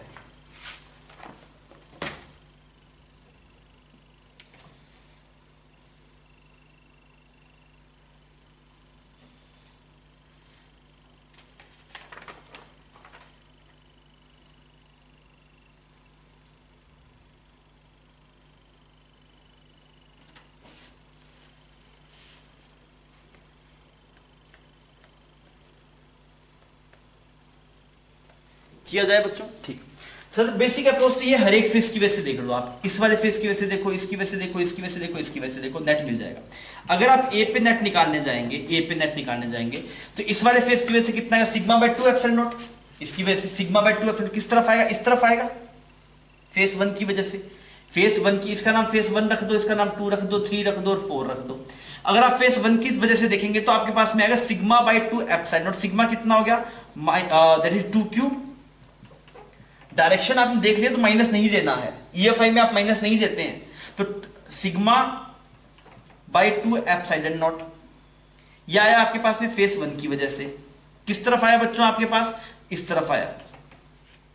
इस वाले की वजह से देखेगा, इस वाले की वजह से, 3Q की वजह से, तो वो इस तरफ आ रहा होगा आपके पास में, तो आप लिखेंगे this is 3Q divide by a, ये तो आ गया σ/2 एप्सिलॉन नॉट। और वो किस तरफ आ रहा है आपके पास में, इस तरफ आ रहा है, तो आपने इसको ऐसे इस तरफ लिख दिया, इसकी डायरेक्शन आपने बना दी। तो ये माइनस करना पड़ेगा ना इससे, नहीं तो एक काम करता हूं, बिल्कुल बेसिक से बताता हूं आपको। इसको मिटा दीजिए, अपने बिल्कुल बेसिक से कर लेते हैं इसको, फिर इस वाले क्वेश्चन, इस सवाल को मिटा देते हैं, फिर नया सवाल उठा लेंगे। अब कुछ नहीं करना, आप पहले ओरल अप्रोच बताता हूं। देखिए आप ये कीजिए, इस ए पॉइंट के ऊपर इस वाले फेस की वजह से EFI देखिए कितना आ रहा है, उसकी डायरेक्शन देख लीजिए। इस वाले फेस की वजह से देख लीजिए कितना आ रहा है, उसकी डायरेक्शन देख लीजिए। इस वाले फेस की वजह से देख लीजिए कितना आ रहा है, उसकी डायरेक्शन देख लीजिए। ये आ गया, फिर सबको आप ऐड कर दीजिए। ऐड मतलब अगर इसकी वजह से इधर आ रहा है, इसकी वजह से इधर आ रहा है, सब्ट्रैक्ट हो जाएगा, सबके सेम डायरेक्शन में आया तब ऐड हो जाएगा। चमक जाएगी ये बात आपको, ठीक। तो इसमें माइनस का दिक्कत आ रहा है, तो एक काम करते हैं, पहले सिंपल कर लेते हैं ना एक सवाल, इसको एक होल्ड कर लेते हैं, एक सिंपल सवाल देता हूं मैं आपको, ताकि वो आपको इजीली समझाया जा सके। उसके बाद मैं उस पर समझा दूंगा, माइनस वाइज में आप कंफ्यूज ना हो जाए कहीं पे। उसके बाद में हम उसको करते हैं, पहले एक सिंपल सवाल देखिए। मान लीजिए आपके पास में यहाँ पे चार्ज डिस्ट्रीब्यूट करना था, इस पे कुछ Q था और इस पे आपके पास में कुछ 3Q चार्ज था, क्लियर। तो आप इसको चार्ज डिस्ट्रीब्यूट कर देंगे, चार्ज डिस्ट्रीब्यूट करके बताइए कितना कितना आ रहा है आपके पास।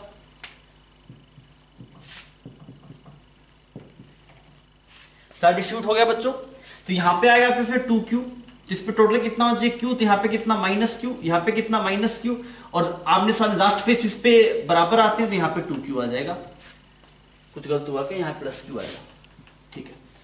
अब अगर आप देखेंगे, सुनो, इस A वाले पॉइंट के ऊपर इस वाले फेस की वजह से EFI कितना आएगा, A पॉइंट के ऊपर, तो आप क्या बोलेंगे सर, इसकी वजह से जो EFI आ रहा होगा वो इस तरफ आ रहा होगा, कितना आ रहा होगा, σ/2 एप्सिलॉन नॉट। सिग्मा को क्या लिखा, /2 एप्सिलॉन नॉट, इसकी वजह से आ गया। इसकी वजह से देखिए, इसकी वजह से इस तरफ आ रहा होगा, इसकी वजह से इस तरफ आ रहा होगा, और इसकी वजह से इस तरफ आ रहा होगा, तो इन दोनों का मिलाकर कैंसिल आउट हो जाएगा, लिखने की जरूरत नहीं है। नहीं समझ में आई बात, जितना सिग्मा इस वाली प्लेट का है उतना ही सिग्मा इसका है, अगर मैं इसका बोलूं इसका कुछ माइनस सिग्मा है तो इसका कितना होगा बच्चों आपके पास में प्लस सिग्मा होगा। तो अगर आप इसका माइनस सिग्मा है इसका प्लस सिग्मा है तो इसकी वजह से इस तरफ EFI आएगा, इसकी वजह से इस तरफ EFI आएगा, दोनों का मैग्नीट्यूड सेम होगा पर डायरेक्शन डिफरेंट होगी, तो इन दोनों का नेट कितना आएगा मिला के 0, तो वो लिखने की जरूरत नहीं है। इस वाले की वजह से लिखिए आप इस 2q की वजह से, तो आप क्या बोल सकते इस 2q की वजह से भी इस तरफ आ रहा होगा आपके पास, तो आप क्या लिखेंगे plus 2q divide by 2a epsilon naught. तो ये 2 से 2 साफ हो गया, इस 2 से 2 ये साफ हो गया, नेट कितना है आपके पास बच्चों, this will be 2q by a epsilon naught, this is EFI at point A। इन दोनों की वजह से मुझे पता था कैंसिल आउट हो गया, इस वजह से मैंने लिखा नहीं। अब अगर आप बात करेंगे EFI at point B, EFI at point B आप सेम कंसेप्ट से निकालिए। अब देख इसकी वजह से जो EFI आ रहा होगा वो इस तरफ आ रहा था इस 2q की वजह से, यहां पे भी आपके पास में जितना चार्ज है ये सिग्मा डैश है तो यहां पे भी सिग्मा डैश है ना। तो अगर आप इस 2q की वजह से b पे देख रहे हैं तो इस तरफ है, इसकी वजह से इस तरफ है, तो इन दोनों की वजह से नेट कैंसिल आउट हो जाएगा, तो बचेगा किसकी वजह से, सिर्फ इसकी वजह से बचेगा। मेरी बात समझ में आ रही है। तो अगर आप यहां पे b पॉइंट पे लिखेंगे तो क्या लिखेंगे, इसकी वजह से इस वाले की वजह से इस तरफ, सॉरी इस तरफ कितना q by 2a epsilon naught, और इसकी वजह से भी इस तरफ q by 2a epsilon naught, तो नेट कितना आ गया बच्चों ये आपके पास, this is q by a epsilon naught. अगर आप निकालेंगे पॉइंट C पे, अगर आप निकालेंगे पॉइंट C पे, अब आप देखिए इन दोनों की वजह से वापस C पे 0 आएगा, सिर्फ इन दोनों की वजह से आएगा, और वो कितना आएगा आपके पास, this is 2q divide by a epsilon naught. ये था मेथड 1, ये था मेथड 1, मेथड 1। ये मेथड 1 आपको किसकी वजह से किया, हमने बेसिक लगाया, बिल्कुल हमने प्रिंसिपल ऑफ सुपरपोजिशन यूज किया, this is principle of superposition, principle of superposition. हर एक प्लेट की वजह से निकालिए, आप उसको जोड़ दीजिए, आपको रिजल्ट मिल जाएंगे। एक और तरीका भी किया जा सकता था, आप ये बोल सकते थे सर जस्ट पास में, अगर आप देखें किसी के जस्ट पास में जो EFI होगा, इस वाले एक कंडक्टर जस्ट पास में EFI कितना होता है सिग्मा बाई एप्सिलॉन नॉट, तो उससे भी रिजल्ट आ जाएगा। अगर आप सेकंड मेथड लगाएंगे मेथड 2, तो आप क्या बोलेंगे, ऐसा चार्ज है ना आपके पास, यहाँ पे कितना आपके पास में Q है, यहाँ पे कितना है 3Q है, चार्ज डिस्ट्रीब्यूट किया तो यहाँ पे कितना आया आपके पास, इस वाले फेस पे आया 2Q, यहाँ पे आया -Q, यहाँ पे आया +Q, और हेयर है यहाँ पे 2Q आया। अब पता सर इसके जस्ट पास में जो EFI होगा, जस्ट पास में कंडक्टर के जस्ट पास है वो कितना होता है सिग्मा बाई एप्सिलॉन नॉट, तो इसके जस्ट पास में सिग्मा कितना है 2Q के हिसाब से 2Q by a epsilon not. Clear. इसके जस्ट पास में अगर आप देखेंगे तो कितना आएगा, इस तरफ आएगा सिग्मा बाई एप्सिलॉन नॉट, यहाँ पे सिग्मा कितना है इसके जस्ट पास में Q by a epsilon not. इसके जस्ट पास में देखें तब भी उतना ही आएगा, यहाँ पे देखेगा तो इस तरफ आएगा 2Q by a epsilon naught. तो ये अच्छा है तरीका, ये बेसिक थोड़ा लंबा हो जाता है, आपको ही पता ना कंडक्टर के जस्ट पास में EFI कितना था सिग्मा बाई एप्सिलॉन नॉट, तो इस वाले फेस का सिग्मा देख लो कितना है 2Q बाई a, तो 2Q by a epsilon not. इसके जस्ट पास में कितना Q by a epsilon not, कि ये आपको नेट मिला है, ये ऐसा नहीं सिर्फ इसके वजह से मिला, ये नेट मिला है आपको। जो वहां पे हमने पढ़ा था कि just near the conductor EFI sigma by epsilon, वो नेट था सबकी वजह से, पूरा जो सेटअप था उसकी वजह से। तो यहाँ पे जो EFI है सिग्मा बाई एप्सिलॉन पूरे की वजह से आया। अब मैच करो रिजल्ट, सेम रिजल्ट आ रहा है, देख लो आप, कोई दिक्कत नहीं। तो आप ऐसे कर सकते हैं। अब आप देखिए, अब इसको मैं फटाफट कर देता हूं। EA पे देखिए, EA पे सिग्मा बाई एप्सिलॉन नॉट, तो सिग्मा कैसा है -2Q, तो इधर आएगा 2Q by a epsilon not, किस तरफ, इस तरफ। अगर आप बात करेंगे पॉइंट B पे, तो जस्ट पास में कितना सिग्मा बाई एप्सिलॉन नॉट, तो 3Q by a epsilon naught आ गया। C पॉइंट पे अगर आप बात करेंगे तो sigma by epsilon naught, sigma की वैल्यू कितनी है 2Q by a epsilon naught, negative charge इसमें से ऐसे खत्म होगी बात। तो बच्चों ये जो आपको जो वहां पे आया था net EFI just near the conductor that is sigma by epsilon not, वो नेट EFI था सबकी वजह से। लोग इसमें पजल रहते हैं सर, मतलब सीधा उससे कैसे आ गया, भाई चार्ज ऐसे डिस्ट्रीब्यूट हुआ ना कि कंडक्टर की बातें सही हो जाए। क्लियर। आप इसको छापिए, फिर अपने एक और सवाल करते हैं। बच्चों ये सवाल प्रैक्टिस के लिए है, आपको क्या करना है, हर एक फेस पे चार्ज बताना है और EFI बताना है, चारों पॉइंट्स के ऊपर ABCD पे। सवाल है find charge on each face, charge on each face, and also find out EFI at point, कौन कौन से पॉइंट पे A B C D, इन चारों फेस के ऊपर आपके इसमें EFI कितना हो ये भी आपको बताना है। तो अब करिए इसको, फिर अपने डिस्कस करते हैं।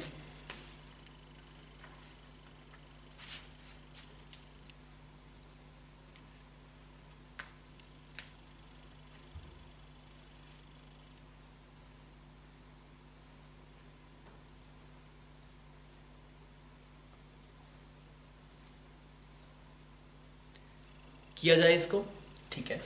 तो आप क्या बोलेंगे, यहाँ पे आपके पास में Q चार्ज है, 3Q है और -6Q है। तो अगर आप चार्ज डिस्ट्रीब्यूट करने जाएंगे तो इस वाले फेस पे कितना चार्ज आएगा, इस वाले फेस पे सबमिशन ऑफ Q/2, तो कितना बना submission of Q/2, 4Q minus 6Q ना आपके पास में, -2Q, तो -Q आया क्या आपके पास, यहाँ -Q आया तो यहाँ पे -Q आएगा। आउटर मोस्ट फेस पे चार्ज इक्वल आते हैं तो मैंने बना दिए। अच्छा यहाँ पे -Q आया, इस पे टोटल Q है तो यहाँ पे कितना आएगा, 2Q आएगा। अगर यहाँ पे 2Q आया तो सामने वाले पे जस्ट इसका माइनस आएगा तो -2Q आया, ठीक। अगर यहाँ पे -2Q आया तो यहाँ पे कितना आएगा आपके पास में 5Q आएगा। अगर यहाँ 5Q आया तो बच्चों यहाँ पे कितना आएगा, -5Q, और ये 6Q हो रहा है, हो गया ये बात। अब अगर आप EFI निकालेंगे पॉइंट ए पे तो सिग्मा बाय एप्सिलॉन नॉट होगा, जस्ट वाले पास वाले फेस पे सिग्मा कितना -Q, तो इसकी वजह से EFI इधर आएगा, that is Q/A epsilon naught, sigma by epsilon not इस तरफ। अगर आप बात करेंगे बी पॉइंट पे तो कोई भी इसको या फिर इसको किसी को भी ऑब्जर्व कर लीजिए तो कितना आएगा, 2Q/A epsilon not, that is sigma by epsilon naught. अगर आप बात करेंगे सी पॉइंट पे तो बिल्कुल पास वाले फेस पे कितना है, 5Q divide by A epsilon not, इस तरफ आ गया। अगर आप बात करेंगे पॉइंट डी पे तो sigma by epsilon, this is minus, this is Q/A epsilon naught, और माइनस किसी डायरेक्शन इस तरफ आ गया। ठीक है बच्चों, सिंपल सवाल था, फटाफट हो गया। आप इसको छापिए फिर अपने आगे बढ़ते हैं। ये केस आपके पास में अर्थिंग का केस है। इन सब सवालों में क्या होता है, आपके पास में कोई एक प्लेट को अर्थ कर देते हैं। सिंपल सी बात है, जब आपने किसी एक प्लेट, दो प्लेट, तीन प्लेट, कितनी भी अगर आपने अर्थिंग कहीं पे किसी प्लेट की कर दी तो जो फर्स्ट प्लेट है और लास्ट प्लेट है उनके ऊपर चार्ज कितना आता है आपके पास, 0। अब इसका रीजन क्या है, इसका रीजन ये है एक्चुअली आप कैपेसिटर में जाके पढ़ेंगे, जो एनर्जी है ना, जो एनर्जी है वो इलेक्ट्रिक फील्ड की फॉर्म में स्टोर होती है और वॉल्यूम में स्टोर होती है। तो हम चाहते हैं कि अर्थिंग करने से बेनिफिट ये, कोई भी चार्ज आ सकता है, कोई भी चार्ज जा सकता है। तो एक्चुअल जो फाइनली जो सिस्टम रहेगा वो ऐसा रहेगा आपके पास में कि उसकी एनर्जी मिनिमम रहे, बिकॉज उसके बाद फ्रीडम है कुछ भी करने की। तो कब आगे रुकेगा, वो स्टेडी स्टेट उसकी तब आएगी जब उसकी एनर्जी मिनिमम होगी। और एनर्जी मिनिमम करने के लिए फर्स्ट फेस और लास्ट फेस पे चार्ज कितना होना चाहिए आपके पास में, 0 होना चाहिए। बिकॉज फर्स्ट और लास्ट फेस पे अगर चार्ज आपके पास में 0 होगा ना तो बाहर वाले रीजन में इलेक्ट्रिक फील्ड 0 आएगा। मैं आपको थोड़ा दिखा दूंगा, बाहर वाले रीजन में इलेक्ट्रिक फील्ड 0 आएगा, उस वजह से टोटल एनर्जी सिस्टम की मिनिमम होगी। सर ऐसे अर्थिंग करने से तो पोटेंशियल 0 होता है, तो आप प्लेट का पोटेंशियल 0 कर दो, आप कर नहीं सकते। प्लेट का एब्सोल्यूट पोटेंशियल लिखा ही नहीं जा सकता, स्फीयर का लिखा जा सकता है, आप एक प्लेट का पोटेंशियल कभी नहीं लिख सकते। इस वजह से उस तरीके से आप प्रोसीड नहीं कर पाएंगे। मैं वापस रिपीट कर रहा हूं, लोग ये सोचते सर जी अगर आपने अर्थिंग किया तो आप एक कंसेप्ट यूज कीजिए बेसिक, कि आपने अर्थिंग किया तो पोटेंशियल 0, वो आप प्लेट्स के लिए नहीं कर सकते, वो लगाना ही पॉसिबल नहीं है। वो इस वजह से पॉसिबल नहीं है बिकॉज प्लेट का एब्सोल्यूट पोटेंशियल लिखा जा सकता नहीं है, आप नहीं लिख सकते एक प्लेट का एब्सोल्यूट पोटेंशियल। अब क्या करना होता है, जैसे मान लीजिए आपके पास में आपको ऐसे बोला जाए, यहाँ पे ऐसे एक चार्ज है Q, यहाँ पे ऐसे चार्जेस रख देते हैं आपके पास में, यहाँ पे एक चार्ज है Q और यहाँ पे मान लीजिए कुछ चार्ज है आपके पास में 2Q। क्लियर बच्चों, अब की बार आपने क्या कर दिया, इसको अर्थ कर दिया। अब क्या आप इसे अर्थ करने वाले, अभी अर्थ नहीं किया। अगर आपको याद होगा इससे पहले हमने 2 रिजल्ट पढ़े थे कि फर्स्ट फेस और लास्ट फेस पे जो चार्ज आता है समीशन ऑफ Q/2, उसमें एक लिखा हुआ था कि कब तक आता है, जब तक अर्थिंग या फिर एक्सटर्नल इलेक्ट्रिक फील्ड ना हो। अभी अर्थिंग आ गई तो वो बात गलत हो जाएगी। कौन से वाली, कि फर्स्ट फेस और लास्ट फेस पे चार्ज आता है समीशन ऑफ Q/2, वो अब की बार नहीं आएगा। ठीक है, अगर मान लीजिए अब आप इसे अर्थ करेंगे तो अर्थ करने से क्या होगा, जैसे आप इसे अर्थ करेंगे तो मास्टर बोले जब आप अर्थ करेंगे तो फर्स्ट फेस पे और लास्ट फेस पे चार्ज 0 बना दो। चाहे कोई भी प्लेट को अर्थ करो, इसको करो, उसको करो, 3 प्लेट है तो तीनों में से किसी को भी करो, पर जो फर्स्ट फेस होगा सिस्टम का और लास्ट फेस होगा जो प्लेट्स का, उस पे चार्ज 0 होगा।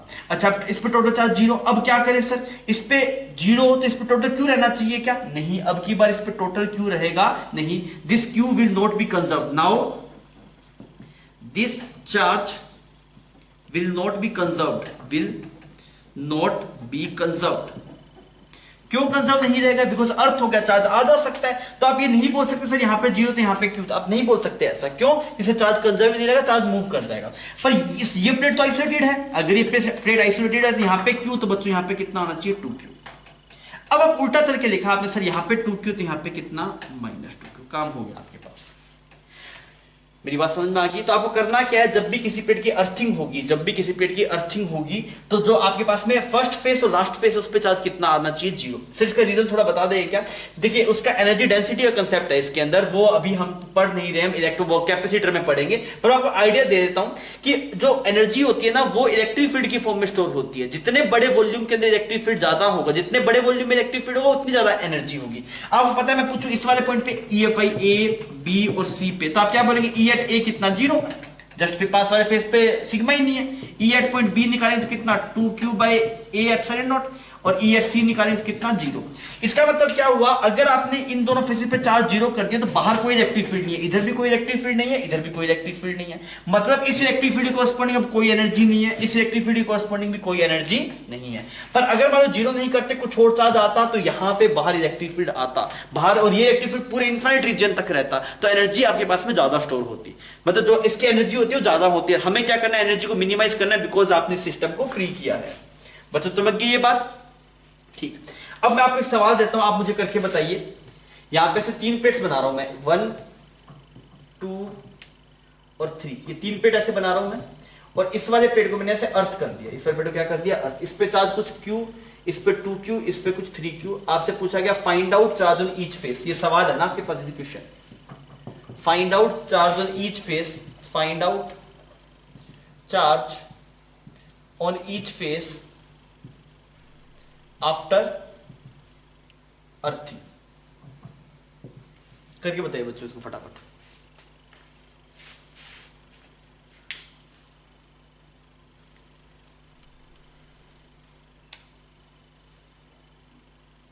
अभी हुआ। अब बोले से इसको अर्थ कर देते हैं, कोई दिक्कत नहीं, पर अब अर्थ करने के बाद में ये टोटल चार्ज कंजर्व नहीं रहेगा, इसका कोई मतलब नहीं है। तो यहां पे 0 आना चाहिए, यहां पे 0 आना चाहिए, हम पढ़ चुके हैं। तो यहां पे ये आइसोलेटेड है, तो इस पे q है, तो यहां पे 0, तो बच्चों यहां पे कितना आएगा, q आएगा। यहां पे q, जिसके सामने वाले पक्का माइनस q आना चाहिए। आमने सामने के फेसेस हमेशा इक्वल एंड अपोजिट होते हैं, हमेशा सही होता है, ठीक है सर। अब इसका कितना है वो आप नहीं बता सकते, बिकॉज आपको इसका टोटल चार्ज पता ही नहीं, अब क्या टोटल चार्ज कंजर्व है ही नहीं, तो अब आप इसका नहीं बता सकते, आप इसको छोड़ दिया। अब आप यहां से उल्टा चले, यहां पे 0, इस पे टोटल चार्ज कितना 3q, तो यहां पे 3q, तो यहां पे कितना, काम खत्म। तो आप ध्यान रखिएगा, जिस प्लेट को अर्थ किया, अब उस पर टोटल चार्ज जितना पहले था उतना नहीं रहेगा, वो बदल जाएगा। पहले कितना था, टोटल चार्ज 2q था, टोटल चार्ज कितना -4q, तो टोटल चार्ज आपके पास से बदल रहा है। पर ये है कि आमने सामने फेसेस पे जो चार्ज है वो इक्वल एंड अपोजिट आएंगे आपके पास में, और आप उसकी वैल्यू आमने सामने की, मतलब फर्स्ट एंड लास्ट फेस पे चार्ज 0 करके आप निकाल सकते हैं। बच्चों क्लियर हो गया ये कंसेप्ट? ठीक है, आप इसको छाप लीजिए, फिर अपने आगे बढ़ते हैं। ये बढ़िया सवाल है। अगर मैं जब एक स्विच को बंद करें तब तो सवाल में कोई दिक्कत नहीं है, सिंपल है सवाल। अगर आप एक स्विच को बंद करेंगे, सबसे पहले आप ये निकाल लीजिए भी, मान लीजिए अगर एक स्विच को बंद करेंगे, if we close only one switch then charge on each surface, then charge on each face. तो ये निकालना है भी, अगर आप एक स्विच को बंद करेंगे तो हर एक फेस पे कितना चार्ज आएगा, ये आपको निकालना है। तो ये तो आसान है, ये तो पहले कर चुके हैं, आप इसको इजीली कर लेंगे। हो गया? तो बताए तो उसका रिजल्ट क्या आएगा। अगर आप एक स्विच को बंद करेंगे तो टोटल चार्ज पहले यहाँ पे 0 आएगा, यहाँ पे भी 0 आएगा। आपने मान लीजिए इस वाले फेस को, आपने इस वाले स्विच को बंद किया, लेट अस इस वाले स्विच को, दोनों का शायद अलग रिजल्ट आएगा। एक को हमने बंद किया, मान लो उसको बंद किया आपने, इसका नाम S1 रख दो, इसका नाम S2। If we close only switch S2, आपने S2 को बंद किया तो क्या होगा, S2 को बंद किया आपने तो यहाँ पे 0, यहाँ पे 0। अच्छा यहाँ पे 0 तो यहाँ पे q रहना चाहिए आपके पास, यहाँ पे q तो यहाँ पे कितना -q, ये 4q -4q प्लस 3q, यहाँ पे -3q। क्लियर ये बात? इसमें कोई दिक्कत नहीं, सही किया बिल्कुल, ठीक है। आगे आंसर खत्म होगी बात। ये जवाब हो गया था, मैं इसको मिटा रहा हूं, पहला सवाल कंप्लीट हो गया। अभी हम सेकंड सवाल बनते हैं। इफ वी क्लोज switch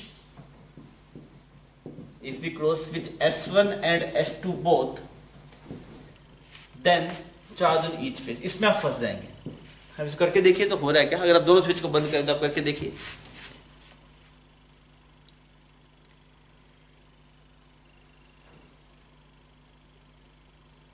फंसे क्या? फंस गए होंगे। मैं कर रहा हूं, अगर आपने अटेम्प्ट नहीं किया तो स्क्रीन को पॉज कर दीजिए, मैं कर रहा हूं इसको। देखिए मुझे ये तो समझ में आ गया सर, आपने स्विच को, चाहे एक स्विच हो चाहे दो स्विच हो, आउटर मोस्ट शेल पे कितना चार्ज आएगा, इस पे इनर पे और आउटर पे, सॉरी दोनों जो बाहर वाली फर्स्ट फेस और लास्ट फेस पे चार्ज कितना आएगा, 0 आएगा। बना दिया आपने चार्ज। अब इस पे कितना चार्ज आएगा नहीं बता सकते, क्यों? क्योंकि इस पे टोटल चार्ज क्यू नहीं है, चार्ज इधर मूव कर गया, तो मुझे नहीं पता कितना चार्ज है, तो आप नहीं लिख सकते।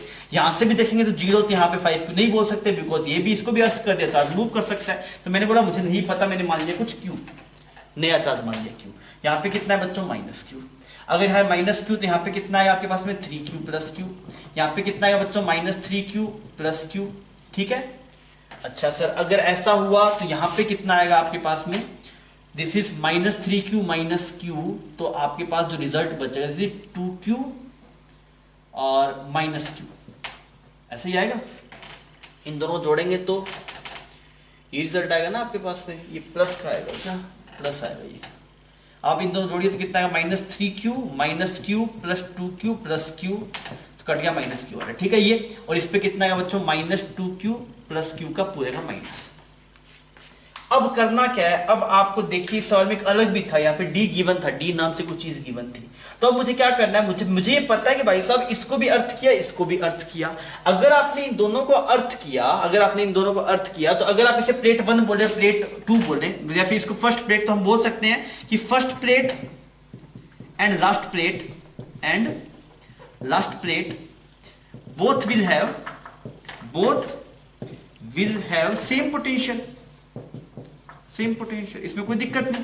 अगर सेम पोटेंशियल, अब तो सोल्व ही नहीं हो रहा था, एक तो वेरिएबल रह गया, हमें तो एक और इक्वेशन चाहिए, तो वो इक्वेशन हमने यहां से निकाली। मैंने बोला यार फर्स्ट प्लेट की और लास्ट प्लेट का जो पोटेंशियल है वो आपके पास में सेम होगा, और अगर फर्स्ट प्लेट और लास्ट प्लेट का पोटेंशियल सेम होगा तो आप उसे पोटेंशियल बराबर कर दो। कैसे करेंगे पोटेंशियल बराबर, डेल्टा वी लिख लो आप। तो डेल्टा वी क्या करेंगे, आप बोले डेल्टा वी 0 आना चाहिए।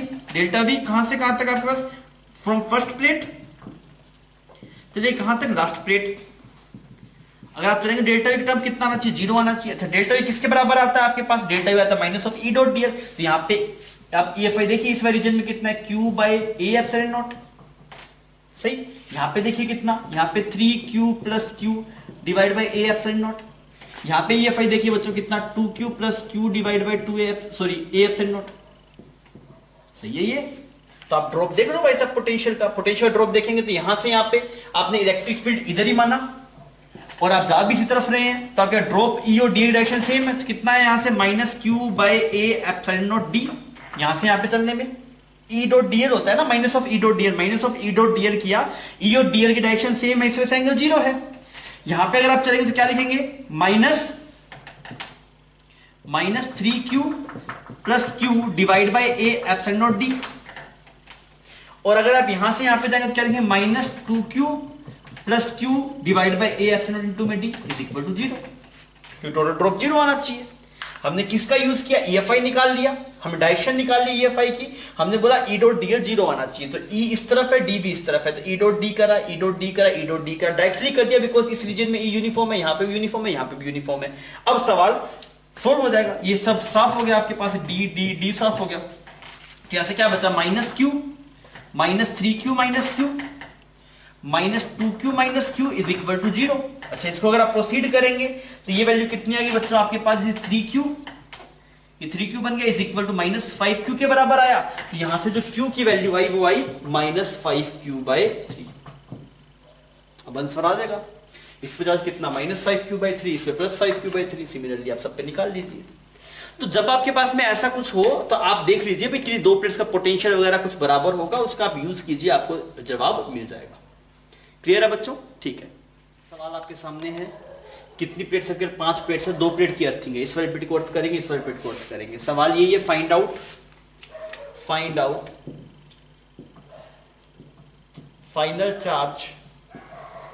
Final charge on second face of second shell. आपको ये बताना है कि इस वाले फेस पे फाइनली कुछ Q चार्ज आएगा, आपके पास आंसर में कुछ Q चार्ज आएगा, इस Q की वैल्यू कितनी होगी ये आपको बताना है। तो ये सवाल आपके हवाले है, आप जो अगर आपका आंसर आ जाता है तो आप मुझे कमेंट सेक्शन में बता दीजिएगा, अपने वहीं से चेक करेंगे कि ये सही है कि नहीं।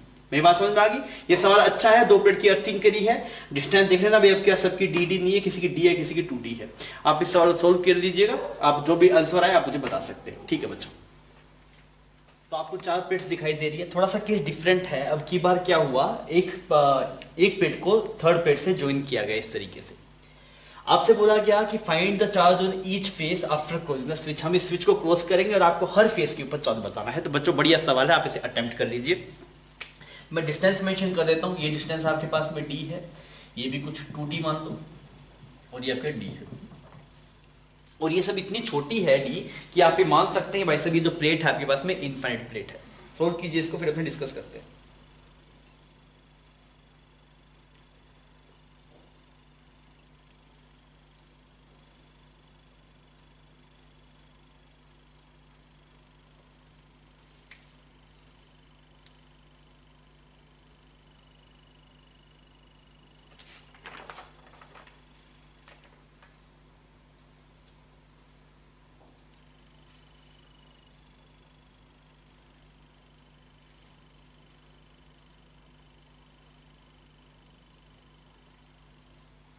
हमें हुआ ठीक। तो आप क्या बोलेंगे सर? सबसे पहले देखिए कोई अर्थिंग नहीं है, एक्सटर्नल इलेक्ट्रिक फील्ड नहीं है, मतलब आउटर फेस पे चार्जेस आपके पास में समीशन ऑफ Q/2 आ जाएंगे। अगर ऐसा है तो ये बना आपके पास में 3Q, ये बना 3Q, टोटल 6Q और ये 4Q, टोटल 10Q। तो बच्चों यहाँ पे कितना आएगा आपके पास 5Q इस फेस पे, और यहाँ पे कितना आएगा 5Q आएगा। इतना सही है? मैंने यहाँ पे इसको ब्लू से लिख देता हूँ 5Q, और ये भी आपके पास आ गया 5Q। अच्छा, अगर इस पे 5Q आ गया तो इस पे टोटल 3Q रहना चाहिए बच्चों, तो यहाँ पे -2Q आएगा, तो यहाँ पक्का +2Q आएगा, ये चीज फेल नहीं हो सकती। अब मुझे इस पे अगर यहाँ पे 2Q है, 4Q है, तो यहाँ पे 2Q बोल सकता हूँ क्या? नहीं बोल सकते। क्यों नहीं बोल सकते सर? यहाँ पे इस वजह से नहीं बोल सकते बिकॉज अब क्या, इस प्लेट का टोटल चार्ज कंजर्व नहीं रहेगा, इस प्लेट पे टोटल 4Q नहीं रहेगा, इन दोनों पे मिला के टोटल 5Q बोल सकते हैं आप, बिकॉज इसका चार्ज इस पे जा सकता है, इसका चार्ज इस पे आ सकता है। मेरी बात समझ में आ गई? तो हम ये अब नहीं बोल सकते ये बात कि इस पे इनिशियली 4Q था तो हमेशा 4Q रहेगा, नहीं बोल सकते। आप ये बोल सकते सर ये दोनों प्लेट आपस में ज्वाइन है, तो आप ये बोल सकते इस प्लेट का टोटल और इस प्लेट का टोटल कितना आएगा, 5Q आएगा। तो मैंने बोला ठीक है, मैं यहाँ पे कुछ Q मान लेता हूँ, और नहीं तो ये काम करते हैं यहाँ पे Q मान लेते हैं। यहाँ पे Q मान लिया आपने, ठीक है। अगर आपने यहाँ पे Q माना तो बच्चों यहाँ पे कितना आएगा, -2Q आएगा, यहाँ पे कितना आएगा 2Q + 2Q आएगा, सही। और ये वाली टर्म कितनी आएगी, -2Q + Q। आप इसमें टोटल चार्ज चेक कर लीजिए ऐड करके, वो 5Q आ रहा होगा, ये 5Q + Q है इस वाले पे। यहाँ पे अगर आप देखेंगे तो कितना आएगा आपके पास, this is 5Q - Q, this is -Q, काटेंगे तो नेट 5Q बनेगा, सही है ये बात, ठीक। अब हमारे पास एक क्या है कि इस वाले प्लेट का नाम अगर आप 1 माने, इसका नाम अगर प्लेट 2 माने, तो आप क्या बोलेंगे, potential of plate 1, potential of plate 1, या फिर delta we between plate 1 end plate 3 कितना आएगा आपके पास, 0 आएगा। सॉरी, प्लेट 1 एंड प्लेट 3, इसका नाम 3 होगा ना, फिर ये प्लेट 1 है, ये 2 है, ये 3 है। प्लेट 1 और प्लेट 3 के बीच पोटेंशियल 0, पोटेंशियल डिफरेंस 0 होगा, तो कोई दिक्कत नहीं। आप EFI देखिए, यहाँ पे जो EFI आ रहा है σ/ε0, ठीक है। यहाँ पे कितना आ रहा होगा बच्चों, 2Q + Q / A ε0, potential difference लिख दीजिए आप क्या लिखेंगे, Q/A ε0d, माइनस का आएगा, -E.dl होता है, E हमने इधर माना, D भी हम इधर चले।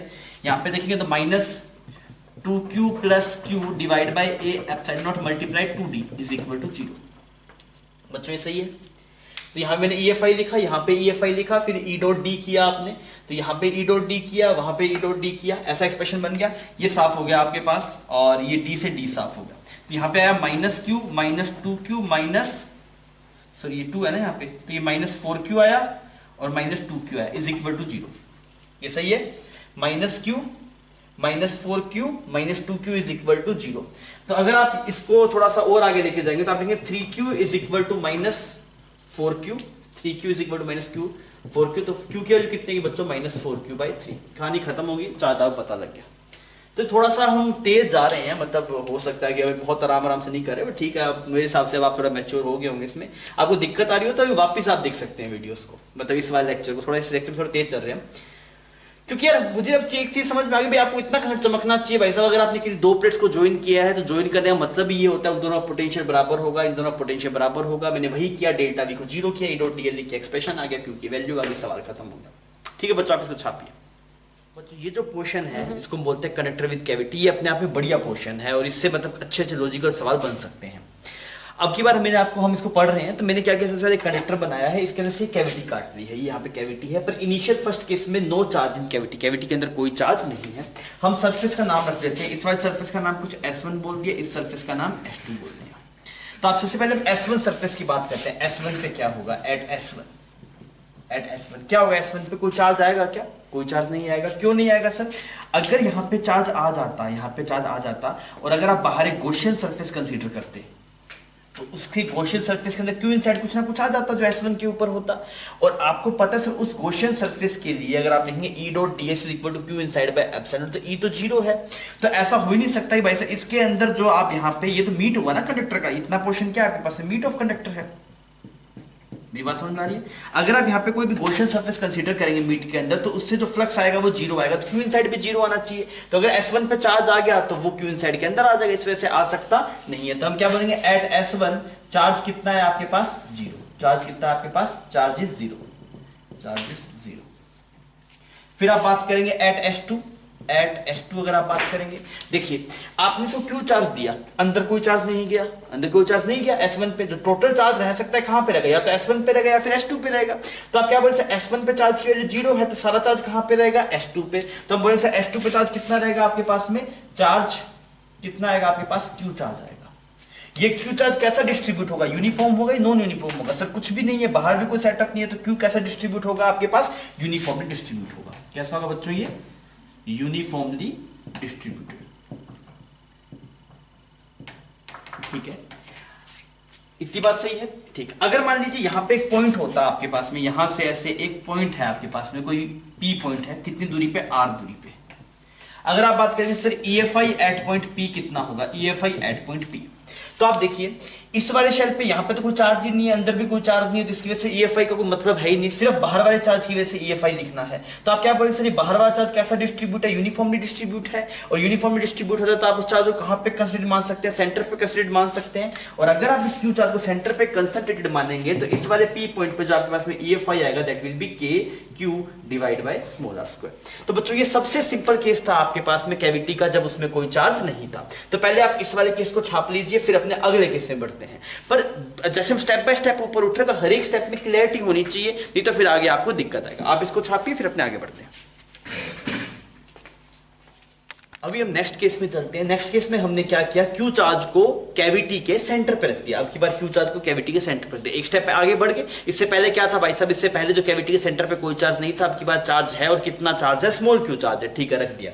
अब आप सबसे पहले बताइए कि इस वाले सरफेस का नाम अगेन S1, इस वाले सरफेस का नाम कितना, S2, S1 समझ में आता ना, ये S1 है और ये वाला S2 है। अगर आप बात करेंगे एट S1, आप बात कीजिए एट S1, तो क्या होगा, अगर यहाँ पे Q चार्ज है तो ये क्या बोलेगा भाई, इस वाले सरफेस पे अब कुछ ना कुछ चार्ज आना पड़ेगा, ताकि यहाँ पे अगर आप गॉसियन सरफेस बनाए तो इसके अंदर Q इनसाइड कितना आना चाहिए, 0 आना चाहिए। तो बच्चों यहाँ पे जो चार्ज आएगा वो माइनस Q आएगा। क्यों माइनस Q आएगा, बिकॉज यहाँ पे जब आप गॉसियन सरफेस बनाएंगे तो अंदर नेट Q इनसाइड 0 होना चाहिए, यहाँ पे Q है माइनस Q होगा, तभी 0 होगा।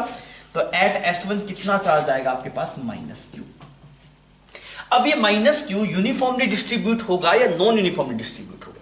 तो आप क्या बोलेंगे सर, कैविटी सिमेट्रिक है, कैविटी क्या है, सिमेट्रिक है। कैविटी सिमेट्रिक है तो हर एक चार्ज की जो दूरी है आपके पास में, पर हर एक पॉइंट की जो दूरी है इस Q चार्ज से सेम है।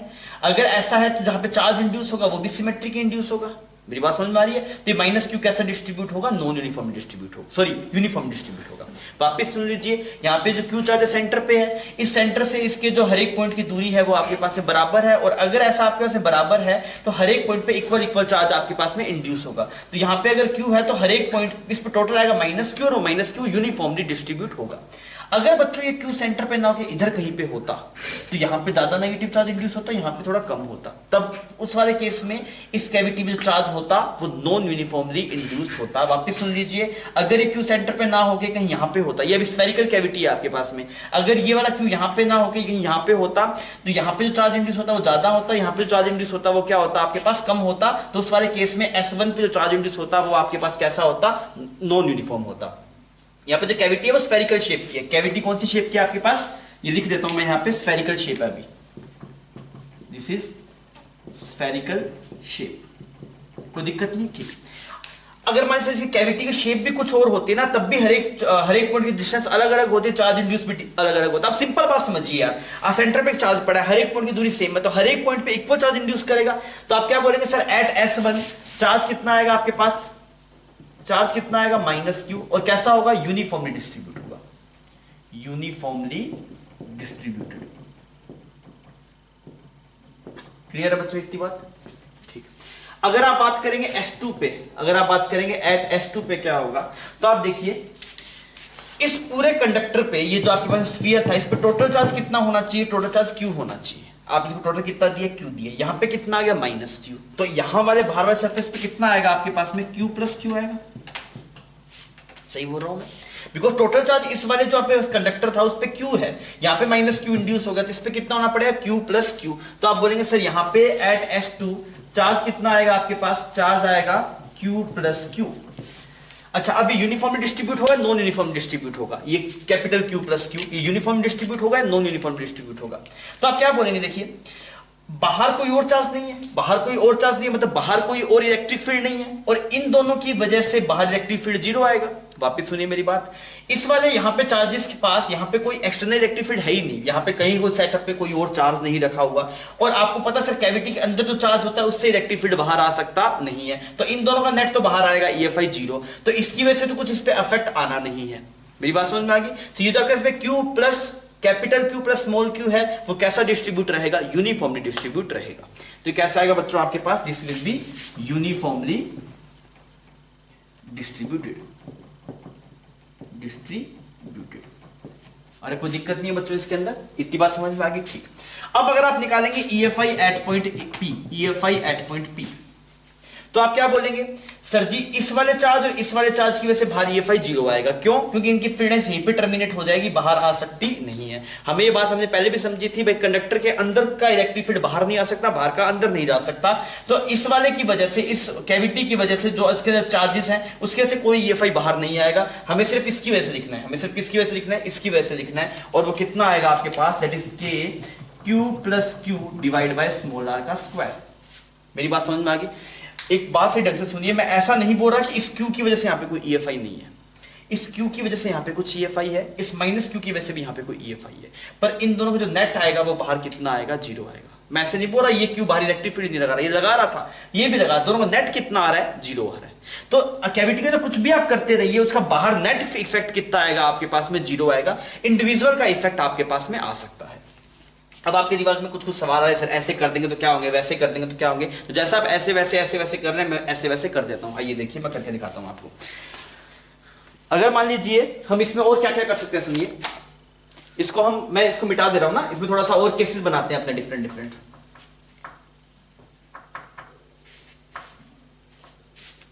समझ में आ गया आपको भी? हर एक फेस पे कितना चार्ज आएगा सब समझ में आ गया। अगर मान लीजिए इफ Q चार्ज, कुछ Q चार्ज नहीं, कुछ मान लो आप कुछ Q डैश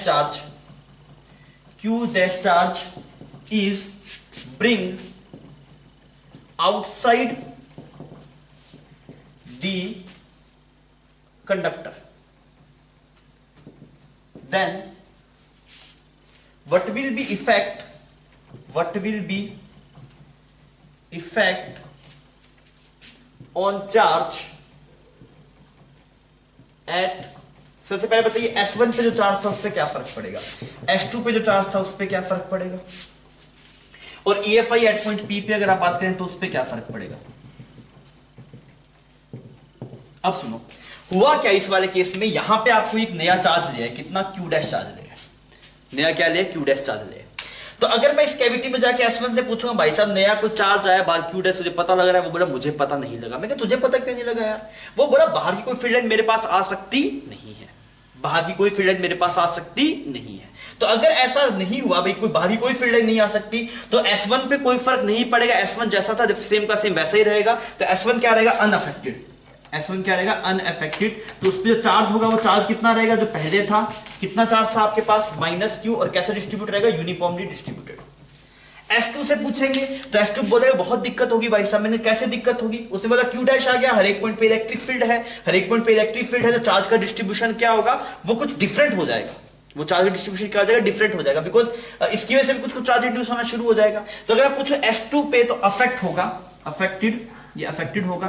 चार्ज कितना रहेगा? चार्ज टोटल चार्ज तो नहीं बदल सकता ना, यहाँ पे पक्का, यहाँ माइनस Q है तो यहाँ पे भी इतना ही रहना पड़ेगा। तो चार्ज कितना रहेगा आपके पास? चार्ज रहेगा this is Q plus Q, पर कैसा डिस्ट्रीब्यूट रहेगा? Non uniform distribute. कैसा रहेगा बच्चों?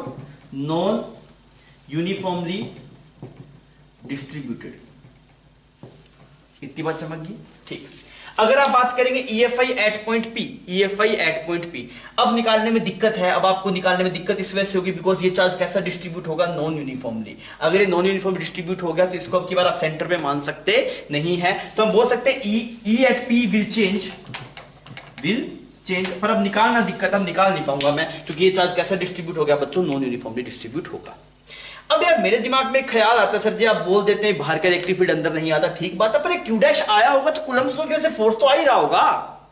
भी एक नया चार्ज आया तो उसकी वजह से फोर्स तो आएगा ही आएगा ना। कूलम्ब्स लॉ थोड़ी डिपेंड करता है मीडियम के ऊपर, एक चार्ज के दूसरे चार्ज पर लगने वाला फोर्स मीडियम पे डिपेंड नहीं करता। तो अगर मैं पूछूं भाई साहब क्यू डैश कुछ क्यू पे फोर्स लगा रहा है क्या, सुनना मेरी बात से, क्या क्यू डैश क्यू पे कुछ फोर्स लगा रहा है क्या? हाँ लगा रहा है।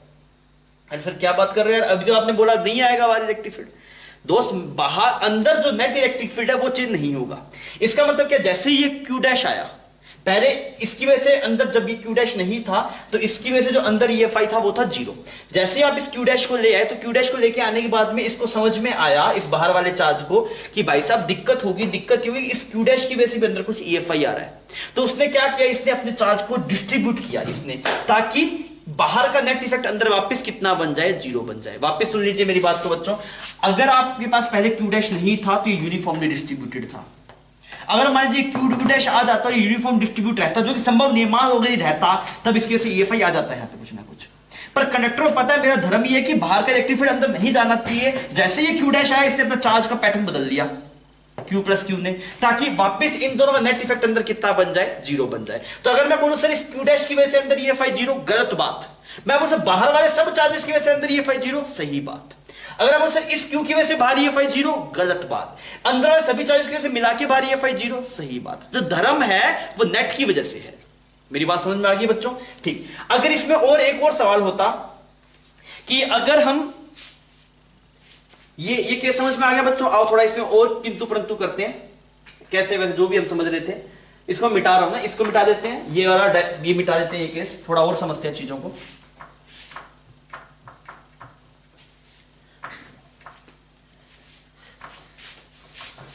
अगर मैं ये बोलूं इफ, अगर ये क्यू चार्ज को सेंटर पे ना रख के थोड़ा सा इधर शिफ्ट किया जाए, if Q charge, if small Q charge is shifted from centre, इस स्मॉल क्यू को थोड़ा शिफ्ट कर दिया सेंटर से, बाहर वाला चार्ज अब नहीं है, जो पहले क्यू डैश था वो नहीं था। अगर आप इस क्यू को थोड़ा शिफ्ट करेंगे, मतलब ये कुछ यहां पे चला जाएगा, ऐसे थोड़ा यहां पे पहुंच जाएगा। तो इफेक्ट बताना है, फाइंड इफेक्ट कौन कौन सरफेस पे। सबसे पहले आपको बताना है S1 पे क्या होगा, सेकंड बताना है आपको S2 पे क्या होगा, थर्ड बताना है E at P क्या होगा। आप बता सकते हैं क्या, बताइए सोच के।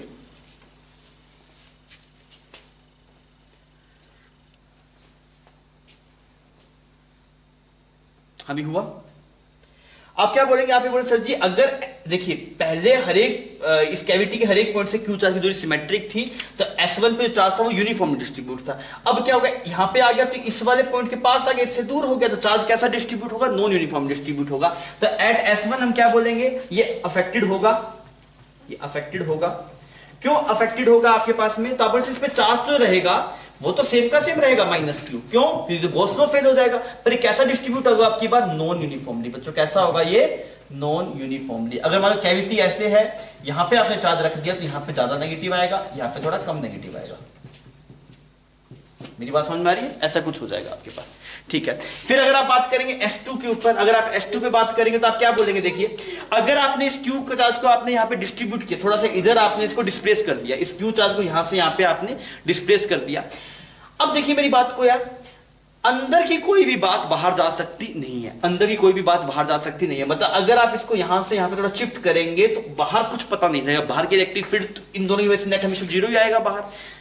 तो अगर आप इसको यहां से यहां पे लेके आते हैं तो इस चार्ज को नहीं पता लगेगा अंदर कुछ हुआ, बिकॉज कंडक्टर में अंदर की बात बाहर जाती नहीं है, बाहर की बात अंदर आती नहीं है। तो क्या होगा आपके पास में, S2 कैसा रहेगा, अनअफेक्टेड रहेगा। S2 कैसा रहेगा, अनअफेक्टेड रहेगा।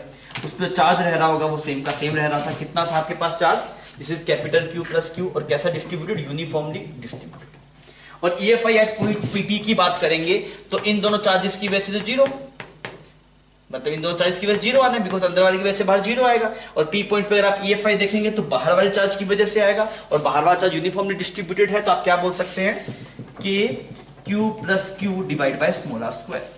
लोग बोलते हैं मजा नहीं आया, मैं कैसे मजा नहीं आया सर, ये क्या अंदर की बात बाहर नहीं, बाहर थोड़ा सा और डेप्थ में चलो। तो देख बच्चे हुआ क्या, जब यहाँ पे Q चार्ज था तो ये भी आपके पास में यूनिफॉर्मली डिस्ट्रीब्यूटेड था। तो अगर आप बाहर वाले पॉइंट पे देखेंगे तो आप इस नेगेटिव चार्ज की वजह से कैसे, जैसे मान लीजिए मैं समझा रहा हूं आपको ऐसा क्यों हो रहा है। पहले जब Q चार्ज यहाँ पे सेंटर पे था तो यहाँ पे माइनस Q यूनिफॉर्मली डिस्ट्रीब्यूटेड था। अब देखिए बाहर जब आप EFI निकालेंगे तो इस Q की वजह से कितना है, KQ बाय R स्क्वायर। और इसकी वजह से कितना आएगा माइनस के क्यू बाई आर स्क्वायर, तो नेट कितना बन जाएगा 0 बन जाएगा।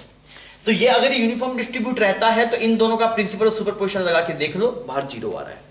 पर बच्चों जैसे ही आपने इधर लेके गए तो इसको समझ में आया अगर मैं यूनिफॉर्मली डिस्ट्रीब्यूट रहूंगा तो हम दोनों की वजह से बाहर EFI 0 नहीं आएगा।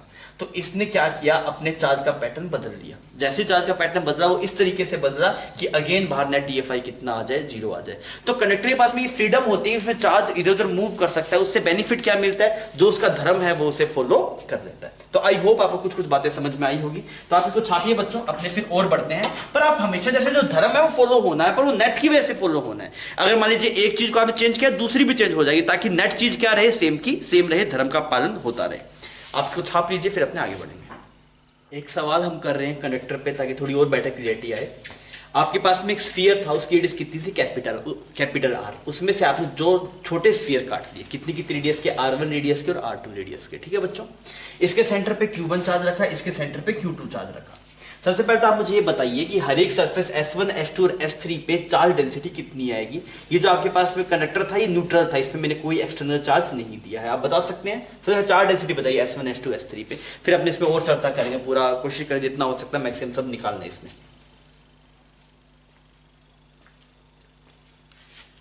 EFI भी निकाल देना, find out charge density at point S1, S2, S3 and EFI at point P, at point P।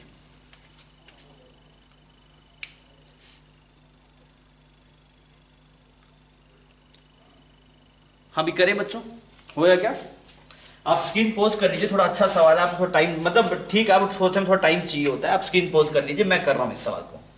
यहाँ पे Q1 आया तो बच्चों इस वाले फेस पे माइनस Q1 आएगा, और यहाँ पे कितना आएगा माइनस Q2 आएगा। और ये चार्ज यूनिफॉर्मली डिस्ट्रीब्यूट रहेगा, ये भी यूनिफॉर्मली डिस्ट्रीब्यूट रहेगा। क्यों? क्योंकि सर Q1 सेंटर पे रखा हुआ है तो इक्वल डिस्टेंस पे आपके पास, ठीक है।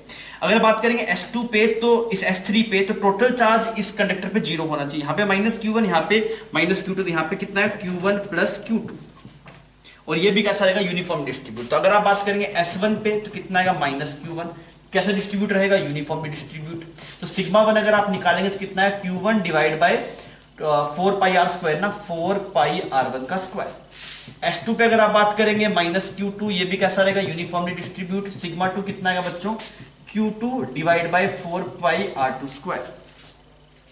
अगर आप बात करेंगे S3 के ऊपर, S3 पे कितना चार्ज आएगा, तो कितना चार्ज S3 पे Q1 प्लस Q2 है, तो हमने लिख दिया यहाँ पे Q1 प्लस Q2। अब देखिए बाहर कोई इलेक्ट्रिक फील्ड नहीं है, बाहर कोई चार्ज पार्टिकल नहीं है, अंदर का इलेक्ट्रिक फील्ड बाहर आ नहीं सकता। तो क्या होगा कि इस पे जो चार्ज होगा ये Q1 प्लस Q2, ये भी कैसा डिस्ट्रीब्यूट रहेगा आपके पास, यूनिफॉर्म डिस्ट्रीब्यूट रहेगा। तो Q1 प्लस Q2 कैसा रहेगा आपके पास, यूनिफॉर्म डिस्ट्रीब्यूट रहेगा।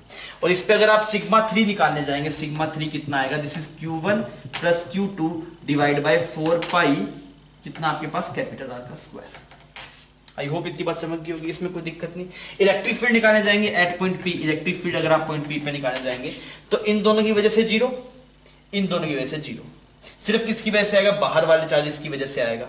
मैं ऐसे नहीं बोल रहा बच्चों Q2 की वजह से 0, Q2 की वजह से 0 नहीं है, पर जैसे ही Q2 रखा तो यहाँ माइनस Q2 आ गया, और इन दोनों का नेट इफेक्ट बाहर कितना आ रहा है, 0।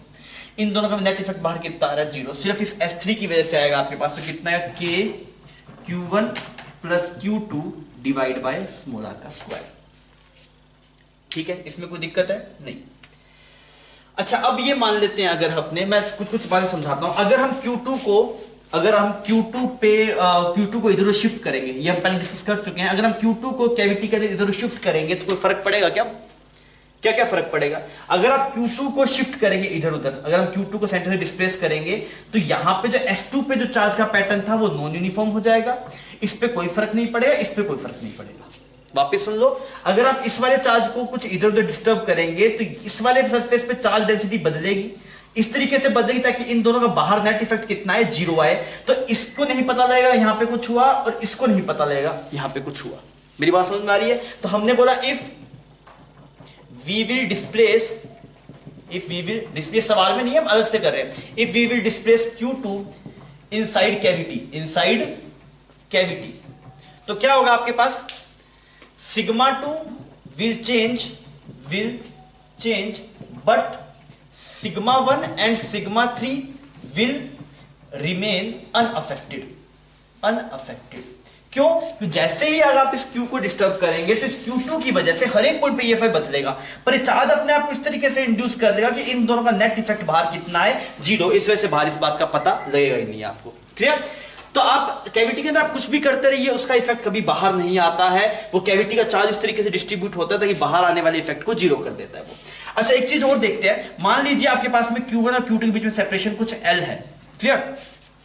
तो अगर सेंटर पे ही है, अगर मैं बोलूं if Q2 at its initial position, मतलब इनिशियल पोजीशन पे ही है आपके पास जैसे पहला था, तो फिर आप क्या बोलेंगे? पूछो force on Q1 due to Q2 कितना आएगा, बता सकते हैं क्या? Force on Q1 due to Q2, इस Q1 के द्वारा Q2 पे कितना फोर्स लग रहा है, या फिर हाँ Q1 force on Q1 due to Q2, हाँ Q2 के द्वारा Q1 पे कितना फोर्स लग रहा है बता सकते हैं आप? हाँ, वो कितना आएगा आपके पास? ये फोर्स आएगा, this will B K Q1 Q2 divide bye L square. तो लोग तोते उड़ जाते हैं इस बात से, लोग बोलते हैं जी ऐसे कैसे हो गया, इसके वजह से भारी EFI आना ही नहीं चाहिए। अरे मैंने ये नहीं बोला, इस वाली कैविटी के बाहर नेट EFI 0 आना चाहिए, इन दोनों का नेट इफेक्ट कितना आना चाहिए? 0। अगर आप बात करेंगे Q1 के ऊपर Q2 की वजह से फोर्स तो आएगा, पर अगर आप बात करेंगे sir force on Q1 due to Q2 and S2, force on Q1 किसकी वजह से? Q2 और S2, ये दो, इन दोनों का नेट इफेक्ट बाहर कितना आएगा? 0। तो इसका आंसर कितना आएगा आपके पास? 0 आएगा। आई होप बच्चों आपको चीजें समझ में आ गई होगी। ठीक है, हम इस लेक्चर को यहीं पे खत्म कर रहे हैं और इसी के साथ हमारा इलेक्ट्रोस्टैटिक भी खत्म होता है। मैं कुछ चीजें आपको एडवाइस कर दूं। इलेक्ट्रोस्टैटिक बड़ा चैप्टर है, आपने ऑब्जर्व किया होगा। अगर आपने मान लीजिए इसमें लोगों क्या होता है कि 5-6 लेक्चर लोग पढ़ते हैं, फिर धीरे धीरे उनको लगता है यार ये एक लेक्चर छूट गया या फिर वो लेक्चर नहीं पढ़ा, उसकी वजह से वो इंटरेस्ट खो देते हैं और आप फिर वो इंटरेस्ट को गेन नहीं कर पाते। आपके पास में ये सुविधा है कि आप कभी भी लेक्चर देख सकते हैं, पर आप इसका मिसयूज मत कीजिए। आप टाइम टू टाइम लेक्चर को देखिए, टाइम पे खत्म कीजिए, बिकॉज अगर आप ऐसे लैग करना शुरू कर दिया ना, इतने सारे लेक्चर्स हो जाएंगे आप देखे नहीं पाएंगे। लास्ट टाइम सोचेंगे सर छोड़ो, कौन सा जेई है, कौन सा नीट है, चलो हम बोर्ड्स की तैयारी कर लेते हैं। मेरी बात समझ में? ऐसा होता है लोगों के साथ में। तो आपको क्या बिल्कुल अपडेट रहना है। अब इस वाले लेक्चर के अंदर इसमें दिक्कत, इलेक्ट्रोस्टैटिक में ये भी दिक्कत है। मान लीजिए आपने अभी इलेक्ट्रोस्टैटिक बहुत ढंग से पढ़ा और आपने विद इन ए मंथ इसको रिवाइज नहीं किया। हर एक मंथ के अंदर इलेक्ट्रोस्टैटिक का रिवीजन चाहिए। अगर आपने with in a month revise नहीं किया, आप 3-4 महीने बाद उठा के देखेंगे तो आपको सब कुछ नया लगेगा। आज पूछो पोटेंशियल क्या आपको याद नहीं आएगा, आपने भले कितना ही काम क्यों ना किया हो। तो बच्चों ये चैप्टर बड़ा था और 12th के चैप्टर्स में रिवीजन की ज्यादा जरूरत पड़ती है। 11th में जैसे मान लीजिए आपको एनएलएम में फिजिकल में पता है तो आपसे हो जाएगा सवाल, पर इसमें भाई साहब फॉर्मूलेस कंसेप्ट इंपॉर्टेंट रहते हैं, थ्योरेटिकल रहते हैं, तो आपको वो बार बार पढ़ना पड़ेगा। तो मैं आपसे उम्मीद करता हूं कि आप सही ढंग से पूरे चैप्टर को नोट्स बनाएंगे। पहले सबसे पहले पूरा चैप्टर पढ़ लीजिए, होमवर्क पूरा लगा लीजिए। आपको इसके बाद 2-3 दिनों गैप दिया जा रहा है। 3 दिनों गैप स्पेशल इसी वजह से दिया जा रहा है बिकॉज चैप्टर बड़ा है, आपको थोड़ा टाइम चाहिए चैप्टर को रिकैप करने के लिए, उसी लिए मैं आपको टाइम दे रहा हूं। तो आप उसको अच्छे ढंग से पढ़ लीजिए, शॉर्ट नोट्स बना लीजिए। बिना शॉर्ट नोट्स आप इस चैप्टर में सक्सेस नहीं हो सकते आप, क्योंकि आप हमेशा आपको हर एक मंथ के अंदर इसको रिवाइज करना है। या कितनी बार हम पूरे नोट्स रिवाइज करेंगे, नहीं कर पाएंगे। तो आपको शॉर्ट नोट्स बनाने पड़ेंगे। उसका भी अभी आप मान लीजिए नोट्स रिवाइज कर, जब लास्ट डे होगा, जैसे आपको 2 दिन मिले हैं तो 1-2 दिन आप नोट्स पढ़ लीजिए, हाईलाइटर से हाईलाइट करते रहिए भी कहां पे दिक्कत आई है। लास्ट में जो आपको लग रहा है यार ये दिक्कत सही में बड़ी है, इसको मैं भूल सकता हूं, तो उसको आप शॉर्ट नोट्स में मेंशन कर लीजिए। तो आई होप बच्चों कि हमारी जो मेहनत है आप उसका अच्छा फ्रूट देंगे। आप पढ़ेंगे चैप्टर को, जब भी कोई सवाल आएगा तो आप उस सवाल को फोड़ देंगे। इसी उम्मीद के साथ में